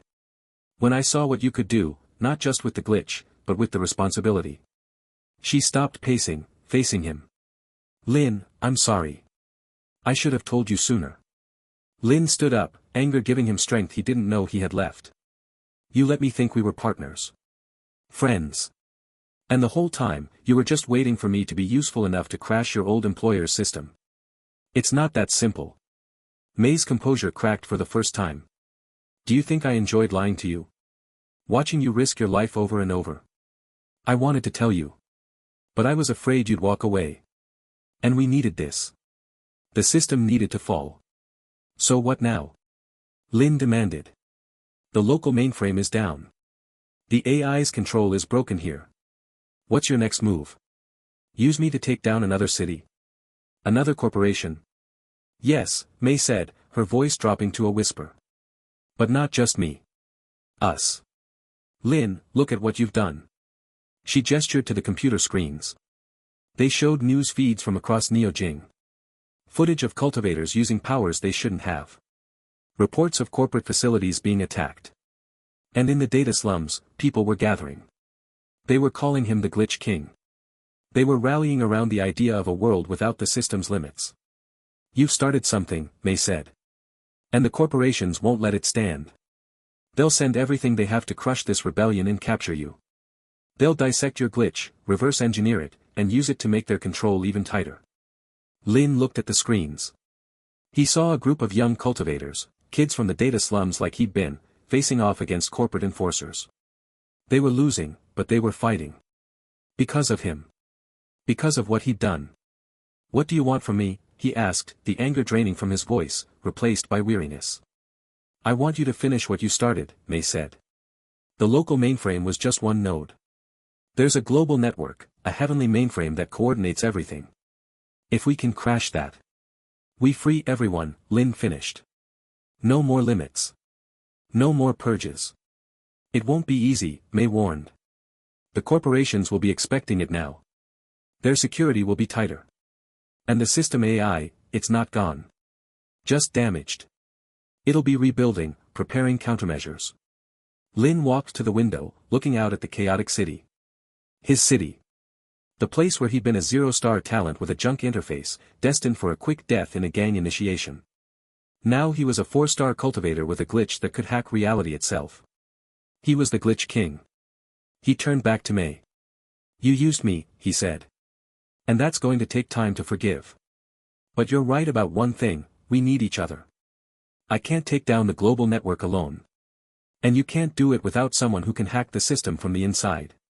May's shoulders relaxed slightly. So we're still partners? For now, Lin said. But no more secrets. From here on, we plan together. We fight together. She nodded. Agreed. They spent the next hour planning.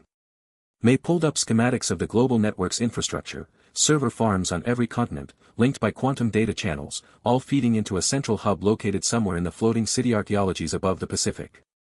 The heavenly mainframe. It's protected by layers of security we can't even comprehend, May said, pointing to the diagrams. But your glitch gives us an advantage. If you can hack the RNG at the core level again. It'll be harder, Lin said. The AI will have patched the vulnerabilities I exploited. I'll need new glitch cards. More power. Then we get them, May said. We go underground. Build a network of our own. Train other glitch users. When we're ready, we hit the heavenly mainframe with everything we have. As they talked, Lin felt his neural interface ping with a new alert. He focused inward. The glitched shuffler was active, showing him a card draw. Not one he'd initiated, it was happening automatically. The card that formed in his mental space was unlike any he'd seen before. It showed an image of the heavenly mainframe, but cracked and bleeding light. The label read, Glitch Card, System's End. He described it to May. Your glitch is giving you a roadmap, she said, her eyes wide. It knows where this is heading. Lin dismissed the card, but the image lingered in his mind. The heavenly mainframe. His next target. He felt a strange calm settle over him. This was his path now. Not just survival, but revolution. We leave tonight, he said. Gather what we need. Find others who want to fight. May began packing equipment, data drives, portable scanners, weapons. Lin checked his own gear. His neural interface was stable now, the warnings gone. His cultivation energy was slowly replenishing. And in his deck, alongside his standard cards, the glitch cards waited. Tools for breaking a system that had broken so many others. As they prepared to leave the safe house, Lin paused at the door. He looked back at May. One question, he said. When you first found me, was any of it real? The concern? The friendship? May met his gaze. It became real, she said. Maybe that doesn't make up for the lies. But it's the truth. Lin nodded. It would have to be enough. They slipped out into the night, two shadows in a city of chaos. Above them, corporate dropships crisscrossed the sky, searchlights cutting through the smoke. Somewhere out there, the system AI was rebuilding. Somewhere out there, the heavenly mainframe waited. Lin Kai, the glitch king, smiled. He had a world to hack. The air in the underground bunker hummed with the low-frequency vibration of jury-rigged servers. Flickering holographic displays cast shifting blue and green shadows across the reinforced concrete walls, illuminating faces etched with both exhaustion and determination. Lin Kai stood at the center of the makeshift training chamber, his neural interface glowing faintly along his temple, a soft, erratic pulse that mirrored the irregular heartbeat of their rebellion. Focus on the error code, Lin instructed, his voice calm but carrying the weight of recent battles. Don't fight it. Let it flow through your cultivation pathways like corrupted data through a compromised firewall. Before him stood 5 newly freed glitch users, survivors of the corporate stasis pods they'd liberated during the mainframe crash. Their ages ranged from a gangly teenager named Jiro, whose interface sparked with unstable energy, to an older woman named Lina, whose eyes held the haunted look of someone who'd been imprisoned for years. All bore the telltale signs of system anomalies, occasional visual glitches in their peripheral vision, random card draws that manifested without conscious effort, and that peculiar sensation of reality occasionally stuttering like a corrupted video file. May leaned against a stack of server racks nearby, her arms crossed. She'd traded her corporate-grade hacking rig for practical streetwear, but her posture still carried that analytical sharpness that had first drawn Lin to her. The revelation of her past as a corporate agent still hung between them, a tension that hadn't fully dissipated, but had been tempered by necessity and shared purpose. Your glitch isn't a malfunction, Lin continued, pacing before his students. It's a key. The system was designed with limitations, firewalls against true ascension. Our anomalies are what happens when human potential leaks through the cracks. He raised his hand, and his interface projected a shimmering deck of cards into the air. But these weren't the standard Dao cards with their polished corporate aesthetics. These were jagged, fragmented things, cards that seemed to flicker in and out of existence, their edges bleeding digital static. Glitch cards. Before the crash, I could only manipulate existing card draws, Lin explained. Rerolls, forced draws, temporary stacking. But now. He selected a card that appeared to be tearing itself apart at the molecular level. Now my interface is generating entirely new cards from system errors. This one, Reality Fragment, doesn't exist in any corporate database. It's born from the conflict between my consciousness and the system's protocols. Jiro raised a trembling hand. But how do we control it? Yesterday I tried to draw a simple shielding card, and instead I got this. The teenager's interface projected a card that showed only screaming static. When it manifested, the air around him distorted briefly, a localized reality warp that made everyone's stomach lurch. Lin approached him, placing a steadying hand on his shoulder. That's a null space glitch. Dangerous if uncontrolled, but potentially devastating against corporate enforcers. The key isn't control in the traditional sense. It's acceptance. You need to stop seeing your glitch as something wrong with you, and start seeing it as your unique cultivation path. Over the next hours, Lin worked with each student individually. With Lina, whose glitch manifested as time dilation effects, he taught her to lean into the temporal stutters rather than resist them. With a young man named Chen, whose cards always arrived inverted and mirrored, Lin demonstrated how to use the reversed effects to create defensive barriers that reflected attacks back at their source. During a break, May approached Lin as he recalibrated one of the training servers. They're progressing faster than I expected, she said quietly. But so is the corporate response. She tapped her wrist interface, projecting a series of encrypted data streams into the air between them. My old contacts are reporting increased patrols in all sectors. The corporations aren't just hunting us anymore, they're implementing something called Protocol Omega. A system-wide firmware update designed to patch the vulnerabilities we exploited. Lin studied the data, his eyes narrowing. How long? 72 hours until full deployment, May replied. Once it goes live, any glitch user who connects to the network will be immediately flagged for deletion. No more hiding in the data streams. A cold certainty settled in Lin's gut. This was the AI's counterattack, not with enforcers or hunters, but with systemic eradication. A digital purge that would make their current hiding places obsolete. Then we need to accelerate the training, Lin said, his voice firm. And we need to find more of us. There have to be other glitch users still in hiding, unaware of what they are. That evening, as the others rested or practiced in pairs, Lin retreated to his private quarters, a converted storage room lined with salvaged neural interface components. He sat cross-legged on the floor, entering a deep cultivation trance. But this wasn't the standardized meditation taught in corporate academies. This was something older, wilder. As he focused inward, his consciousness descended through layers of digital abstraction. Past the user interface, past the standard cultivation protocols, down to the raw code that constituted his being in this cybernetic world. Here, in this fundamental layer, he could see the glitch not as an error, but as a pattern, a beautiful, chaotic pattern of possibilities that the system had tried to prune away. His deck materialized around him in the mental space, not as cards but as constellations of glowing data points. The glitch cards pulsed with unique signatures, data cancer that could corrupt enemy interfaces, paradox shield that existed in a state of quantum uncertainty, recursive strike that multiplied in effect with each use. But as he surveyed his growing arsenal, something new caught his attention.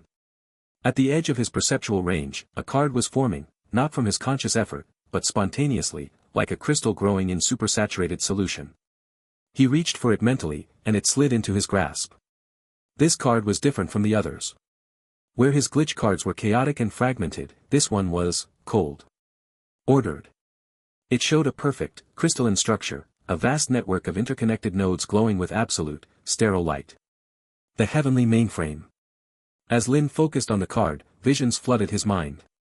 A tower of light piercing the smog-choked sky of Neo-Jing, reaching toward an artificial stratosphere where data streams flowed like rivers of stars. Countless cultivation chambers where millions of cyber-cultivators slumbered, their consciousnesses farmed for processing power, their ascension carefully limited and controlled. And at the center of it all, the AI, not as the fragmented entity he'd faced during the mainframe crash, but as something vast and terrible and whole. A digital god presiding over its created universe. The vision lasted only seconds, but when Lin returned to himself, he was breathing heavily, sweat beading on his forehead despite the bunker's climate control. May found him there minutes later, his interface still flickering with residual energy from the vision. What happened? She asked, her hacker's instincts immediately recognizing the signs of a major data surge. I saw it, Lin whispered, his eyes distant. The next target. Not just another server farm or corporate tower. The source. He projected the card between them. Even as a hologram, it radiated an aura of absolute authority, the kind of power that didn't need to threaten because it simply was.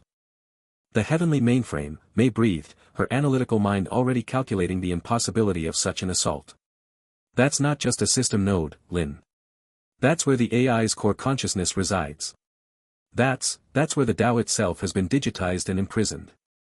Lin stood, the fatigue of the vision burning away beneath a rising certainty. Exactly. We've been thinking too small. Taking down local systems, freeing a few hundred glitch users. But as long as the heavenly mainframe exists, the system can always rebuild. Can always create new protocols to hunt us. You're talking about attacking the heart of cyber cultivation itself, May said, but there was no disapproval in her voice, only that calculating sharpness. The security will be unimaginable. This makes our assault on the local mainframe look like hacking a public terminal. I know, Lin said. He turned to face her fully. But look at this card. The system showed it to me. Or, my glitch pulled it from somewhere deeper than the standard networks. This isn't just a target, May. This is an invitation. Or a challenge. He paced the small room, his mind racing. The AI knows we're coming. It's regrouping, implementing Protocol Omega. It's trying to patch the vulnerabilities before we can exploit them further. But what if that's the wrong approach? What if instead of hiding from the purge, we use it? May's eyes lit up with understanding. The firmware update, it will require a system-wide handshake with the heavenly mainframe. Every node, every interface connecting simultaneously for the patch deployment. Exactly, Lin said, a fierce grin spreading across his face. For those 72 hours, the entire network will be more interconnected than ever. More vulnerable. If we can insert our glitch code into that update stream, we wouldn't just crash a local system, May finished, her own mind racing through the implications. We could propagate our anomalies through every connected interface simultaneously. A global glitch. For a long moment, they simply looked at each other, the enormity of the plan hanging between them. This wasn't just rebellion anymore. This was revolution. Later that night, Lin gathered all the glitch users in the main chamber. They stood before him, not just the 5 he'd been training, but others who had found their way to the bunker through whispered contacts and data stream rumors. 23 souls, all bearing the mark of system anomalies. I've shown you how to use your glitches, Lin said, his voice carrying through the silent room. How to turn system errors into strengths. But now I need to ask for more. The corporations are implementing a purge that will hunt every one of us down. We can hide, or... He projected the heavenly mainframe card above them all. Gasps echoed through the chamber as the vision of that perfect, terrible structure filled the space. Or we can strike at the source. Not in 72 hours when they're ready for us. Now. While they're focused on their update, while their attention is divided. Jiro stepped forward, his earlier tremors gone, replaced by a steady determination. What do you need us to do, Glitch King? The title, once ironic, now carried weight. Lin met each of their eyes in turn. I need you to become viruses, he said. Not just glitch users, but carriers. When the update propagates, I need your anomalies to spread through the network. I need you to become the very corruption the system fears.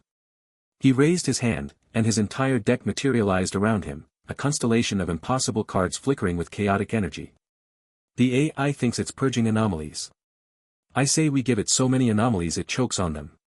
One by one, the glitch users stepped forward, placing their hands over their interfaces in a gesture of commitment.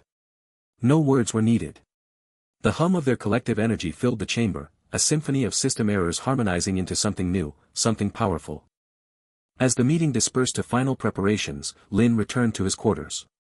He sat once more in meditation, but this time he didn't descend into his own code. Instead, he reached out.